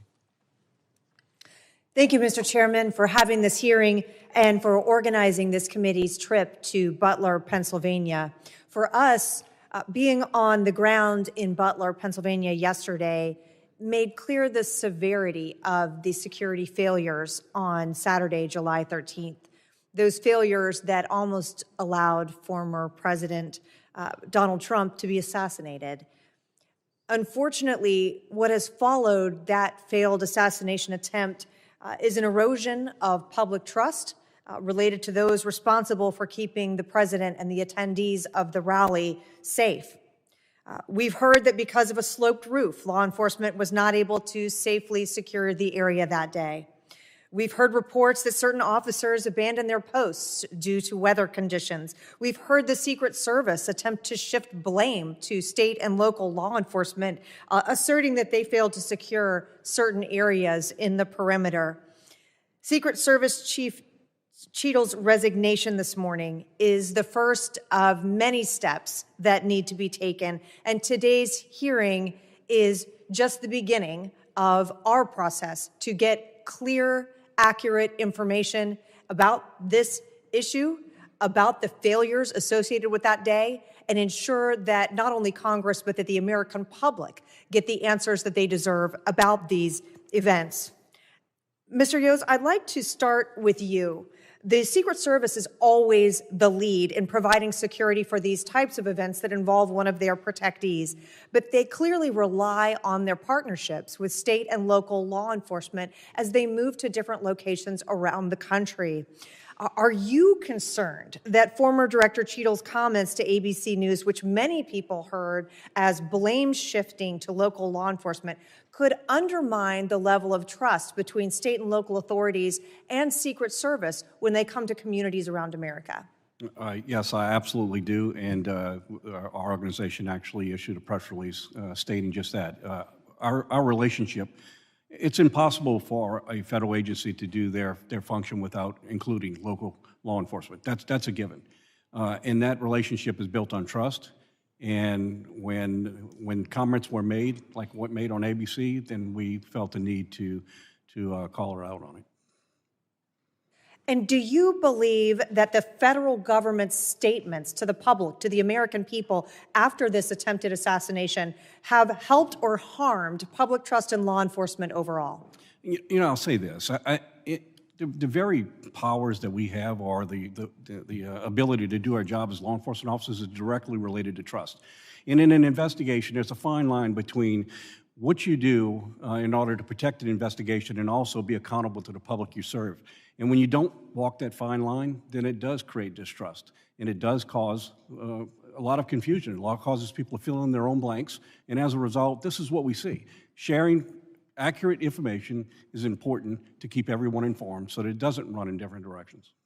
And as the American people wait for an after-action report, what can or should law enforcement agencies at any level be doing to address concerns about transparency and protect that public trust? Well, I'll start right here.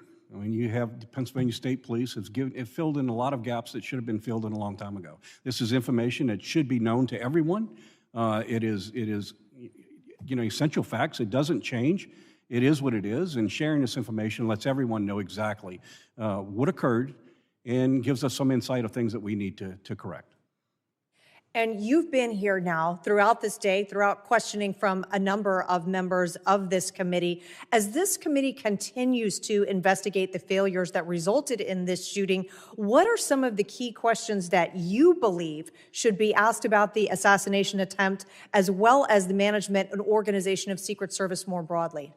Well, again, I have to be upfront in the fact that I have no direct knowledge to this incident or things that unfold. I'll just speak in just general terms. The first question that I think we all need to ask is, with so many elevated positions available, what steps were taken to protect those assets? I don't know the answer to that, but there were a lot of places. I mean, we learned a lot of lessons going back to President Kennedy. Higher locations create unique problems.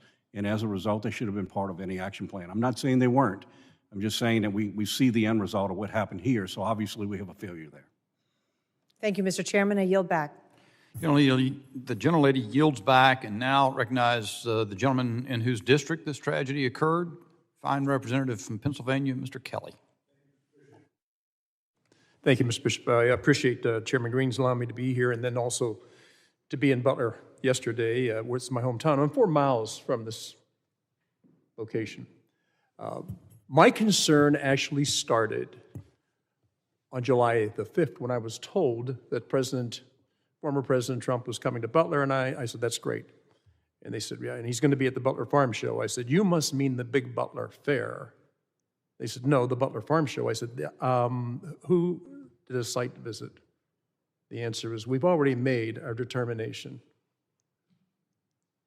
My question then was, so then what you just told me is nobody's been to that site. I will just tell you right now that what you are planning there is not proper for the crowd that's going to show up. At that point, the person on the phone said, Mr. Kelly, there'll be 6,000 or 7,000 people there.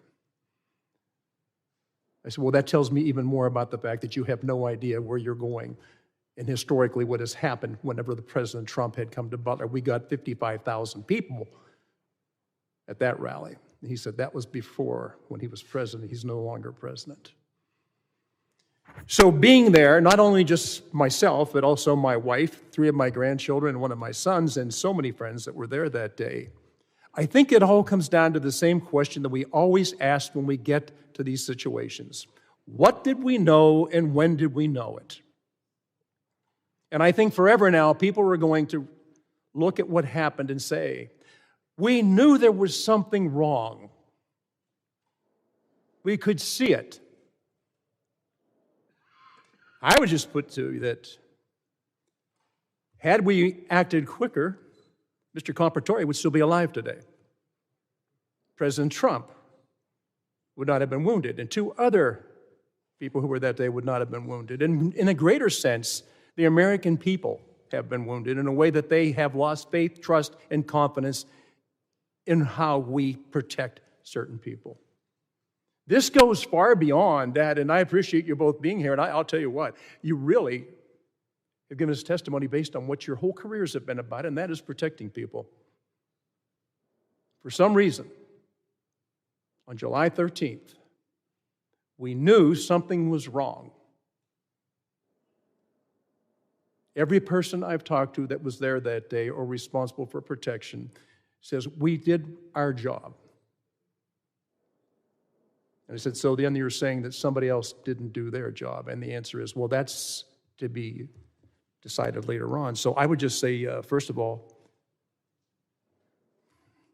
I meant what I said. I think the American people now are deeply wounded, and the faith, trust, and confidence we need to have in our government has been fading for too long. I was there with the Pennsylvania State Police. I've talked to the Pennsylvania Police since then. Mr. Yost, thank you for your career. But at the end of the day, we don't have the answers we need to have. And I said it earlier, and I mean it. There is no reason for Corey Compratore to be dead today. There is no reason for President Trump to have been wounded, or 2 other members in the audience that day to have been wounded, had we done what we knew before we let it go any further than that. That could have been stopped early on.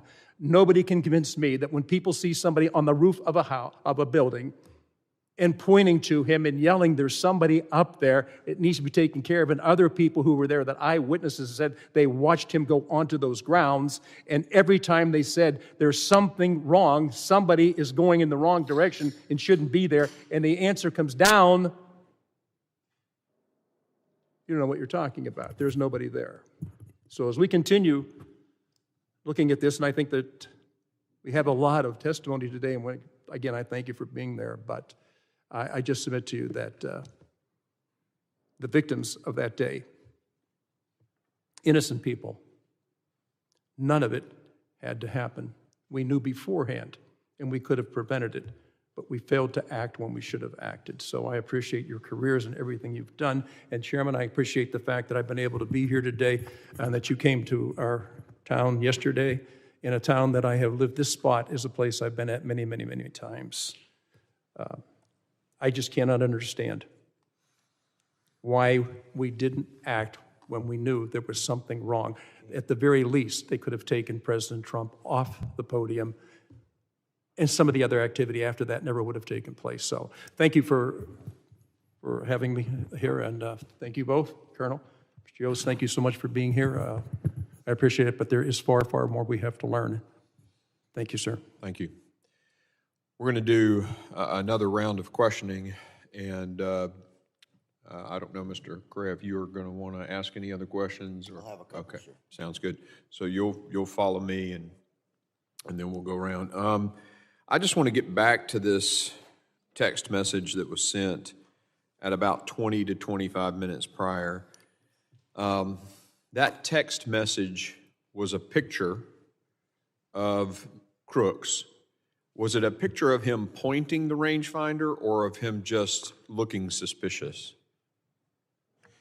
Chairman, I have not seen the picture that was sent, so I don't know. But my understanding is, to the best of my briefings, it was the pictures that were initially taken by Butler ESU. Okay, so that was the 62-minute prior. Okay. At 20, 25 minutes prior, though, someone saw him pointing a rangefinder and taking range estimation or range readings, right? I don't want to speculate as to what he actually was doing with the rangefinder, but the rangefinder, my understanding is, was the heightened suspicion. Yes, sir. And he was pointing it. Because a rangefinder, I guess you can have it digital and do it like this, but there are also rangefinders you look through and you have a reading. Do you know description of the rangefinder? It was not briefed to me. I can't. Okay. But there was concern, and that was relayed to the command post, and that was a PSP guy in the Secret Service command post via a text message 20-something minutes before, and you think it included the fact that the guy had a rangefinder? My understanding is, yes. Okay. Okay. Then you mentioned that the two ESU guys that were in the second story, in truth, to me, it appears to be a second building behind it that got joined by all these different, the breakup of that whole complex and the intricacies of, places to hide and move around, all the little alleyways, is because they built tunnelways, or not tunnels, but hallways that were covered between each of these different buildings. So it's actually a separate building with a amended. Connector. Yep. So there are two guys in that building. They leave to go look for the guy, the suspicious person. My understanding is, yes, according to interviews. So they were not manning, they did not have oversight on that rooftop because they were out looking for the guy. Correct. My understanding is it was the grounds around there.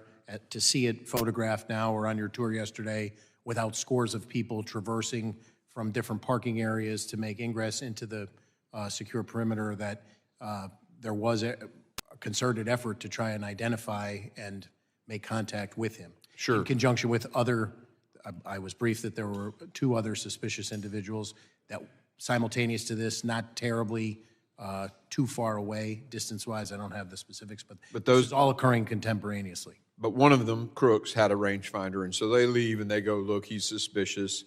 That leaves that building with two sets of eyes that could have observed it, granted, by exposing themselves. And by the way, I would think they could stay in the building as opposed to being on top of it for their own sort of defilade position. I get that as a sniper works, but you got to be able to see it. So anyway, they leave. Did they was Secret Service notified that they were leaving to go look for this guy, and thus those eyes on top of the building not? I do not know, and the other thing that I do not know is where else Butler ESU sent that information. I have not been briefed on that. Who told them?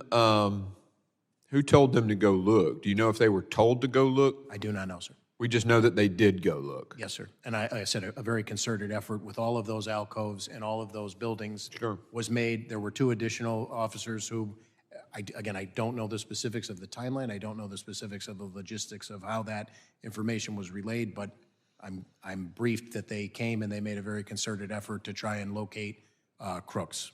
But it seems to me that that was leaving that extra set of eyes on top of the building.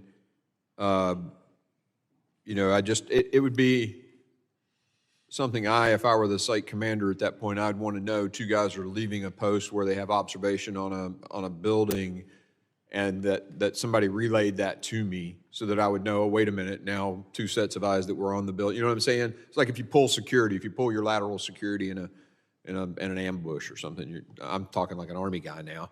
The commander's going to know that guy's moved away from there and now he's got a blind spot, right? So I just want to make sure, I want to dig into that a little more. Obviously, you don't have the answer, so we'll dig elsewhere. But I find it interesting that they leave, this guy is so suspicious, has a rangefinder, they leave their post that they are manning to go look for him, yet Secret Service, and they get told about it 20 to 25 minutes beforehand, but Secret Service still lets the president go on the stage. I'm just totally blown away by that. But again, there's more details to be had.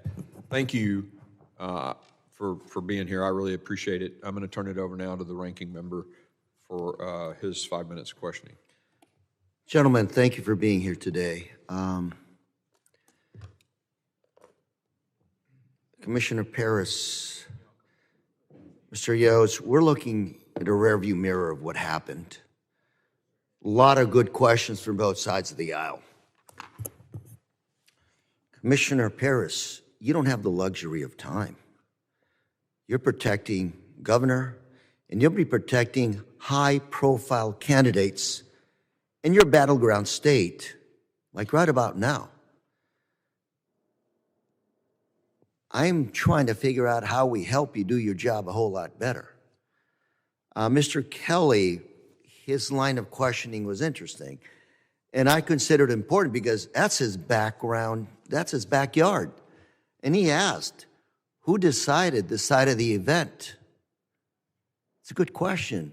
Bigger question is, who okays, who approves the site of an event?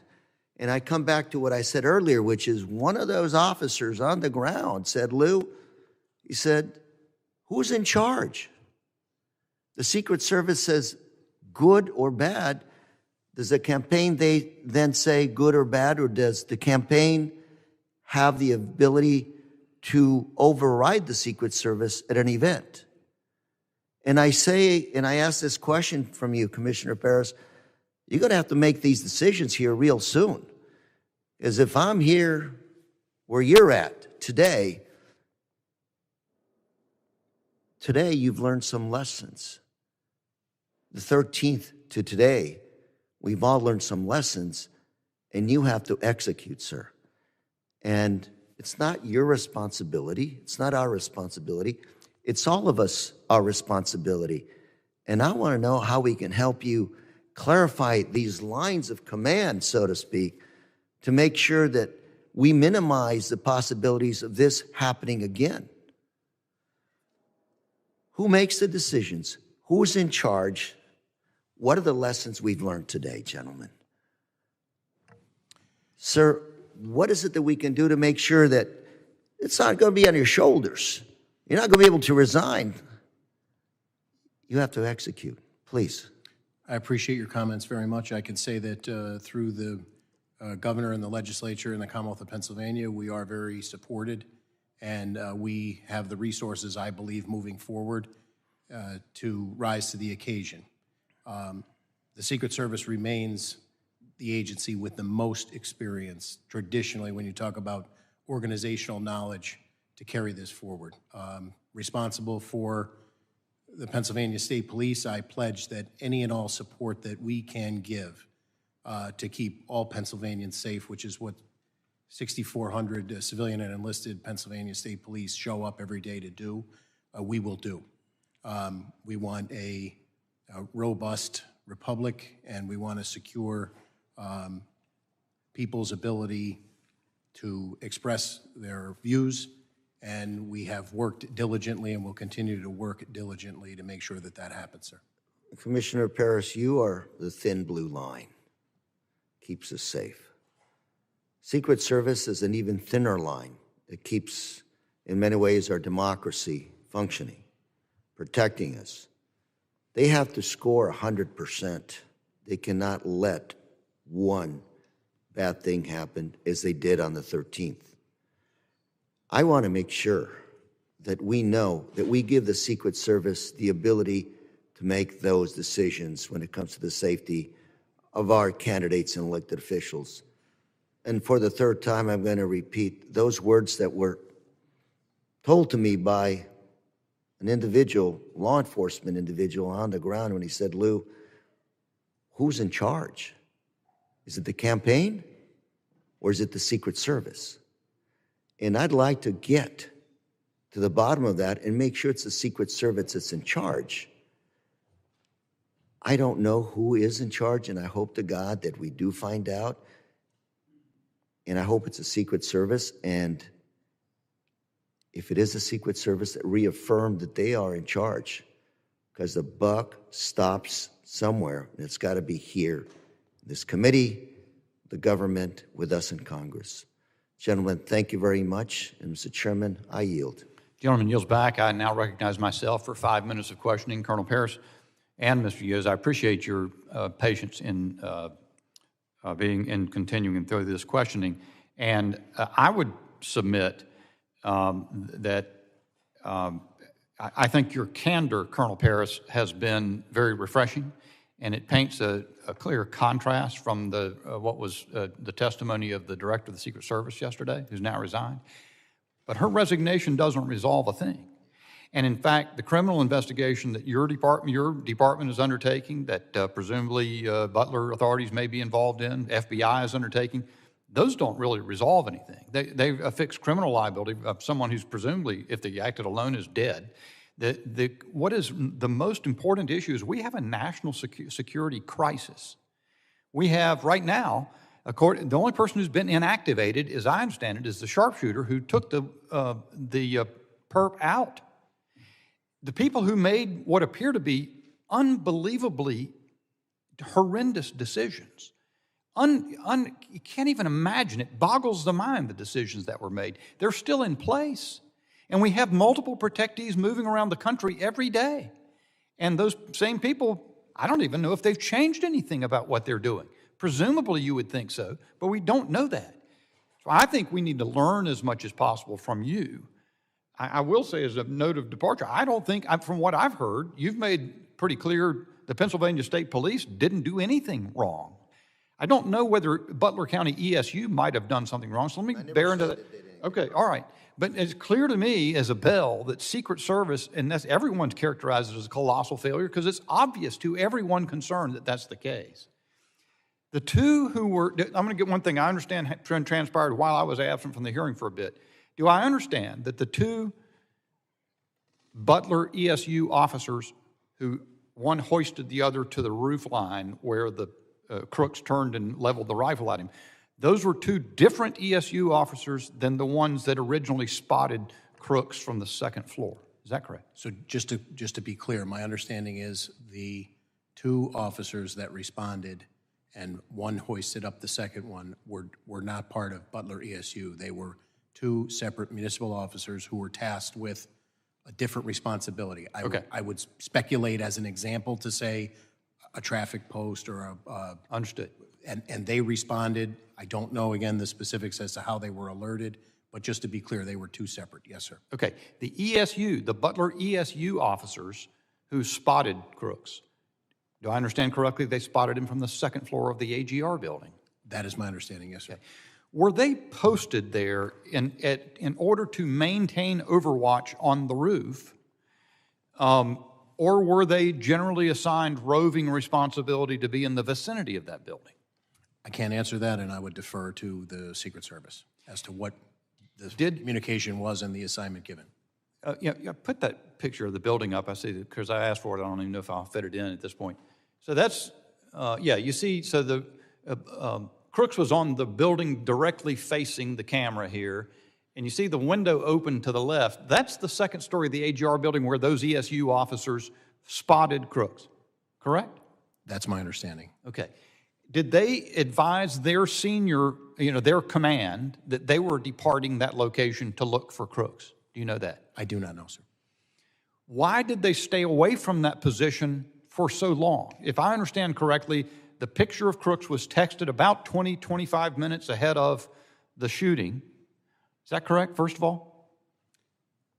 Could you ask me that one more time, sir? I just want to make sure, because Was the picture of Crooks that they took, did they take that picture about and send it to to their command about 20, 25 minutes before the shooting? What I want to be specific about is when the PSP member in the command post received it, and I believe that's in the vicinity of 20 to 25 minutes, with the caveat prior put on the record about a series of events, not a timeline minute by minute. So you don't know whether they... I don't specifically know. I believe the pictures of Crooks were taken at some point before that, when he was identified as being suspicious based on my prior testimony from the briefings that I had, because he was...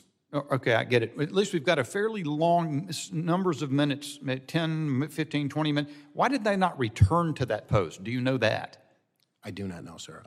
My understanding is that there was a very concerted effort at that point to actively search and locate him and dispel that suspicion. You mentioned that you have asked for, not received, I don't know if you call it the site plan, but from the Secret Service has not been given to you. Has there been anything else that you've asked for in the course of your investigation that's been denied or made inaccessible to you other than the site plan?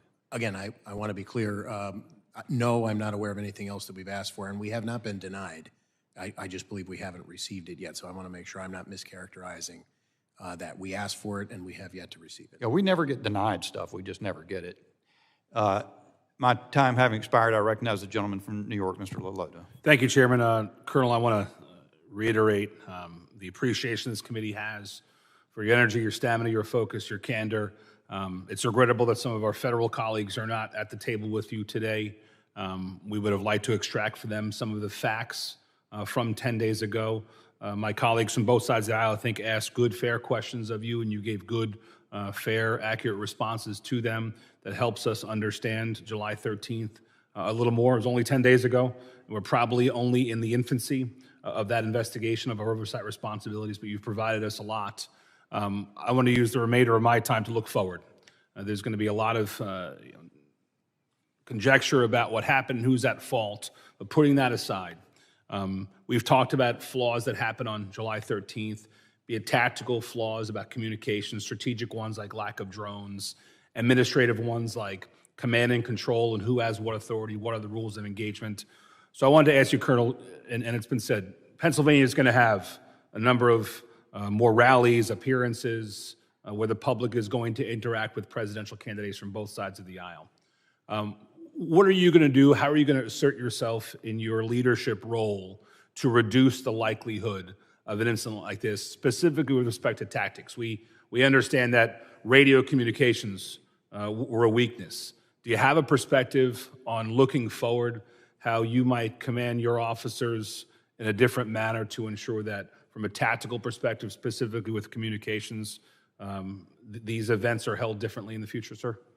So yes, I will start with referring to the testimony of Congressman Luttrell about reinforcing and reiterating to try and mitigate any potential complacency. The Pennsylvania State Police maintains the Pennsylvania Criminal Intelligence Center. We're always trying to lean forward and glean as much criminal intelligence as we can, not only generated within the ranks of the Pennsylvania State Police, but our local partners, our county partners, and then through task force collaborations that we have with multiple federal agencies. I can tell you that we will not back away from the Secret Service. We will lean forward to support them, and all of the resources of the Pennsylvania State Police will be brought to bear to keep Pennsylvanians and those visiting the Commonwealth safe. Have you considered communications specifically? Different radios, training on those radios, other communications devices, be it digital or voice or whatever. Have you considered prospectively either acquire new technology, implementing new training, or otherwise developing tactics that allow not only state and local to communicate better with each other, but also that communication to be shared more effectively with your federal partners? I would say in the short term, coming up to the election, where there's an extreme temporal component there that would make that difficult. Maintaining critical communications during any operation, be it an investigation of a traffic crash or a major investigation, a Cavalcante manhunt, an Eric Freen manhunt, a 95 bridge disaster, a derailment of a train on the border with Pennsylvania, a 6-hour running gun battle in Juniata County. We're always looking to get better, and communications that we maintain are a critical part of that. So I can commit that we will try to get better. If there is something that these future endeavors, which we've committed at the top of the testimony to be a part of, proves that we can be better, we're always looking every day to get better. I know that members are allowed to, through the appropriations process, advocate for more resources to come to their state and local their state and local law enforcement partners for things like communications devices. I know that I've been able to lean into that process here, and I would sure that Mr. Kelly and others from the Pennsylvania delegation would endeavor to use federal funds to help augment your ability to increase your ability to communicate among each other and also with federal partners. I want to move to strategy, thinking a little more outside the bubble in the days and weeks leading up to an event. Colonel, do you have a sense on prospectively technology that you use, like drones, other decisions you might make, like stationing somebody on a nearby high vantage point like a water tower? You've heard some feedback from some informed members here today. Are those things helpful for you to plan moving forward to seize opportunities, both technological and physical, for events moving forward? Short answer is yes. Our undercover assets and the surveillance and intelligence gathering is something we rely on heavily. We do have some drone capabilities that we're always looking to augment, but they're a phenomenal tool, and certainly their use will only expand into the future, probably long after my career and somebody who comes well after. But we're always looking to lean forward and do the job better, sir. And I think what I heard, Colonel, from the totality of the interactions today was administrative issues related to command and control, rules of engagement, who thought they had what authority, who thought they had to call somebody to do something. Colonel, do we have your commitment that you'll lean as far forward as possible and essentially command my negation, that you'll do everything that was within your power until you're told to stop to ensure the safety of presidential candidates? Yes, sir. Thank you, Chairman. I yield. Gentleman yields back, and Chairman Green's going to return momentarily, so I want to keep the hearing going pending his return. And I've got a few more questions, and so I will call a third round of questioning. And let me then recognize myself for 5 minutes. Colonel Paris, did you say? I think I heard you say in the course of the hearing that you believe Mr. Crooks fired 8 shots, and that 8 shell casings were recovered. Did I hear that? Yes. Okay. Were they all recovered in the vicinity of his body? I'm told that they were. When the information, let's see, the information concerning having identified Crooks as a suspicious figure was relayed, and the text message was sent to the Secret Service Command Center. PSP was present, I understand. Is that correct? The PSP member who received those from Butler ESU? That's what I want to clarify first. Was it a PSP member who received that text? So I can comment that it was a PSP member who received that from Butler ESU. And passed it and then advised Secret Service? Immediately advised Secret Service and then passed it at their direction to a telephone number, texted the information to a telephone number. That's what I was briefed. That was given by the Secret Service representative. Did the Secret Service representative indicate to whom that connected? Who was being sent the information via that number? I do not know. Our understanding was from an interview that we conducted that it was some sort of tactical asset of the Secret Service. Was there any comment or discussion in the command center about the advisability of keeping the president off the stage until the matter was resolved, either at that moment or later?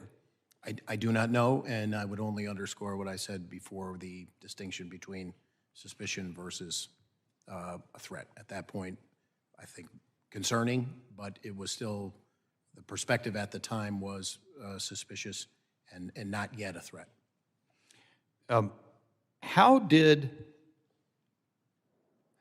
so the information was relayed from ESU officers to a PSP officer. Is that, do I understand that correct? Yes. Did ESU have command officers in the command center? That was asked earlier, and like I said, I received a briefing that my understanding was that there were Butler County representatives in the command post, but I cannot definitively tell you from any briefings that I've had who and when they were there. Do you have any insight why the Butler ESU officers transmitted that information to a PSP representative rather than to a Butler ESU representative in the command center?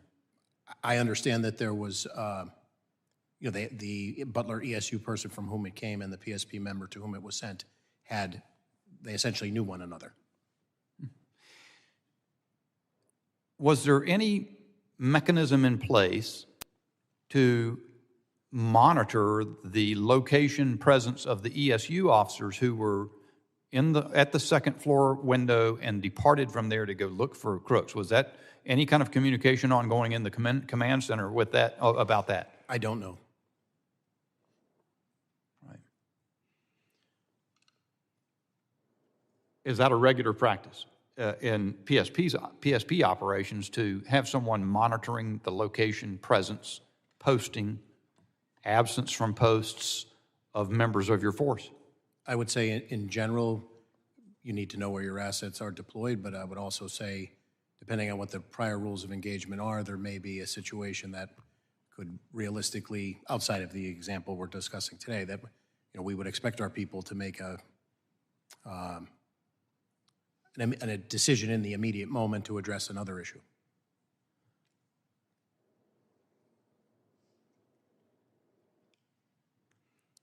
All right, I yield back and recognize the gentleman from California, Mr. Correa, for 5 minutes. Thank you, Mr. Chairman. Again, gentlemen, thank you for being here. Something Mr. LaLota said that I want to emphasize and underline, which is, gentlemen, I hope you lean forward when it comes to making decisions, making what your gut tells you is the right decision when you're out there trying to protect American lives, especially those of candidates. The situation is an interesting one because in this committee, we have been talking about domestic terrorism as being a bigger threat to the United States than foreign terrorism. And I would imagine, based on the facts that we know them today, this is a domestic individual that God knows what motivated him to do what he's doing. He was looking up information according to what I've read. He was looking up both Democrat and Republican candidates. God knows what set him off or where he was going or what targets he was really focused on other than possibly the opportunity. This is not good news because this is essentially a lone wolf, it would appear, that just God knows what motivated him. And I'm bringing this up because, Mr. Yost, you represent thousands of police officers in this country. A lot of them doing the job to the best of their abilities. And yet these are challenges that are very hard to take on. How do you, based on what your officers say out there, what is it that we can do to make your job better? What is it that we can do to begin to get a grip on these lone wolf attacks that are domestically motivated and grown? Well, sir, I'm not too sure I have an easy answer for you on that one. I will tell you that we live in extraordinary times right now where we've gone from talking to people to talking at people. And I think what you see over a period of time, this has eroded to a part where I think through social media or whatever events, we built a community around our own belief systems, and I think that in some ways is what empowers some people who act out on things. We may never understand why some people take the actions they do. I think we're just in some extraordinary times with so much hate in our country, and that's across the board. As a law enforcement officer, we went through that period of time of the dehumanization of law enforcement. It certainly took a toll on us as a profession. I'll give you some examples of how dangerous it is to be a police officer right now. Last year, there were 378 officers that were shot in the line of duty. 60 died. And the number of ambush attacks on law enforcement officers were over 100. That's last year. This year, already, the first 6 months, we're at 200 officers have been shot in the line of duty. Last year? Last year was 376. And this year we're at? This year we're at 200 just in the first 6 months. So we're on par, or will exceed what last year's been. There's just so much hatred in our country right now, and I think that I agree with the statements made by pretty much everyone in this room. We need to turn the rhetoric down. I think it's not serving to anyone. The hatred that we have across this country is permeating into everything we have, and that's everybody owns a little bit of responsibility with it. We need to focus on finding solutions to problems rather than blaming others for what the problems are. I know that that's not your question, but I think it. Well, actually, you are answering my question, sir. I'm sorry, what? You are answering my question. Yeah. So what can be done, sir? We really need to turn the rhetoric down. We need to recognize that in reality, this is the reality when it comes to law enforcement.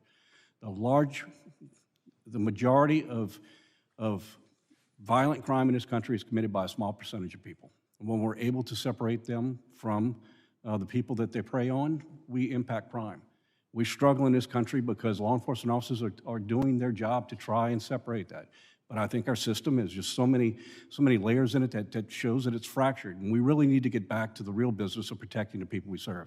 That's the end of the day, that's what's most important. And so we live in some extraordinary times. I look at what happened here on the political stage. It doesn't surprise me because this has been happening across our country, across a number of individuals. Commissioner Harris, any thoughts? I would just say that we endeavor to try and be the most professional that we can to earn that respect every day. I think every encounter of the millions of calls of service that troopers answer across 45,000 square miles of the Commonwealth is an opportunity to establish that relationship and be professional and do the right thing. And that's what I think, sometimes the more complex the problem, the more simple the solution in terms of keeping our focus on being professionals, doing the right thing at the right time, and showing up every day and earning it. If I conclude by saying that thank you for your service to our country and to our communities, keeping us safe, and consider us, I think I can speak for everybody up here, consider us partners of yours. Work with us, talk to us, not at us, but with us, so we can figure out how to solve some of these issues. Thank you very much, Mr. Chairman. My time is up. Gentleman yields back, and all time having expired in the second round of questioning, I would yield to the ranking member for a closing statement if you have one, sir. Thank you, Mr. Chairman, and I do. And again, to repeat myself, thanks our witnesses for being here today, and I want to thank our chairman for calling this most important hearing. July 13th was a tragedy. Can't let it happen again. And that's why we're here today, oversight to get the facts. And I believe that we have started getting some facts. A whole lot more work to be done, but we're going in that direction. We do have a lot of questions for the Secret Service, for local law enforcement. And as Mr. Ivey said, the locals didn't get a lot of notice when it came to this campaign event for a presidential candidate. We need to do better. The American public is relying on us to get some answers. They want to make sure that, that we're doing the best we can to guard our democracy by guarding our candidates to office. And as we get closer to the November election, like you both have said, we got to watch the rhetoric. We got to tone it down. And I've heard those words in this committee. Right after January 6th, we echoed those same words from both sides. Tone it down, folks. And we're still there. We can do better. We can do better for this country, for our democracy. And we need to again set an example for the rest of the world. All of us together, we can do this. Thank you very much, Mr. Chairman, and I yield. I thank the gentleman, and I'm going to give the chairman's closing statement for him, but it's prepared here, and I think that is the appropriate way to end. Before I do that, I want to say thank you to the witnesses, especially Colonel Paris. I will say that in the North Carolina Highway Patrol is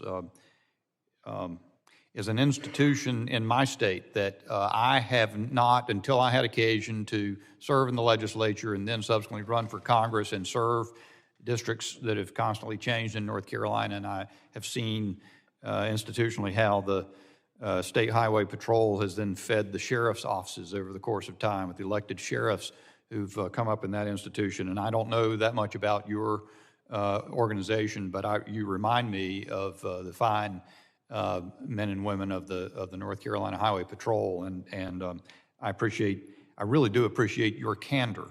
Tomorrow, the director of the FBI, Christopher Wray, will be testifying before the Judiciary Committee, on which I also serve. And I hope he'll be candid. I believe there are moments when the sanctity of criminal investigations needs to be tempered by the fact that the nation needs answers to a national security crisis, as I suggested before. You have been candid while still protecting the sanctity of the investigations that are ongoing, or of which your agency is a part, and I appreciate that very much.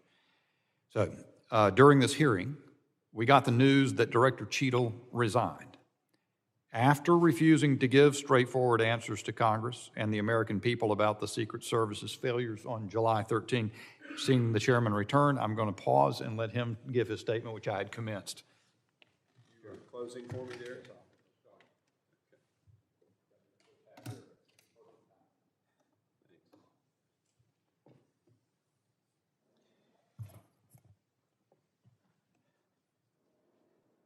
However necessary as it was, Director Cheadle's indisputably overdue resignation is only the first step on the path to accountability and reform. Today's hearing was a vital step in obtaining more information about what happened in Butler, Pennsylvania, but Congress has a lot of work ahead of us.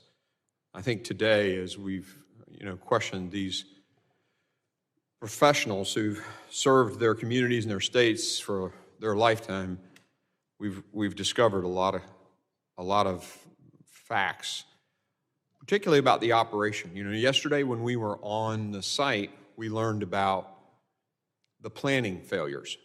Today we've learned about conducts of the operation failures, communications and things like that, people moving and maybe not notifying, those kinds of things. Secret Service making a decision to not stop the president when a guy's using a rangefinder and is described as suspicious looking. I just boggles the mind. We're going to continue to investigate the failures of the Secret Service. Our mission is very clear. We've got to get to the bottom of it. This can't ever happen again. I want to thank both of you for serving and for a very long testimony today. Thanks for sticking around and letting us. We're going to have lots of other people come in here, and we're going to get granular on all of this stuff. But this is the closest that anyone's come to taking the life of a president or a presidential candidate in over 4 decades. It can never happen again. It just simply cannot. So we're going to continue our fact-finding to figure out exactly how it happened, much like a after-action review would. Identify all those areas and ensure that Secret Service, whomever steps up to take that leadership role now does so and addresses these things. Again, thank you, gentlemen, for being here. And if there are members, what often happens in our committee hearing, they'll have questions that come to them. They have a few days to generate written questions. Would you be open to us sending those to you and you just send a letter back with the answers in writing? Okay, thank you. I appreciate the affirmative nods. Again, thanks for being here. And I think both sides of the aisle did an amazing job. And you made some closing comments, Mr. Gray. Did you get a chance to? Okay, I'm sorry I missed them. I'm sure they were. Second shot, I can repeat myself. I'll go watch the tape. The committee stands adjourned.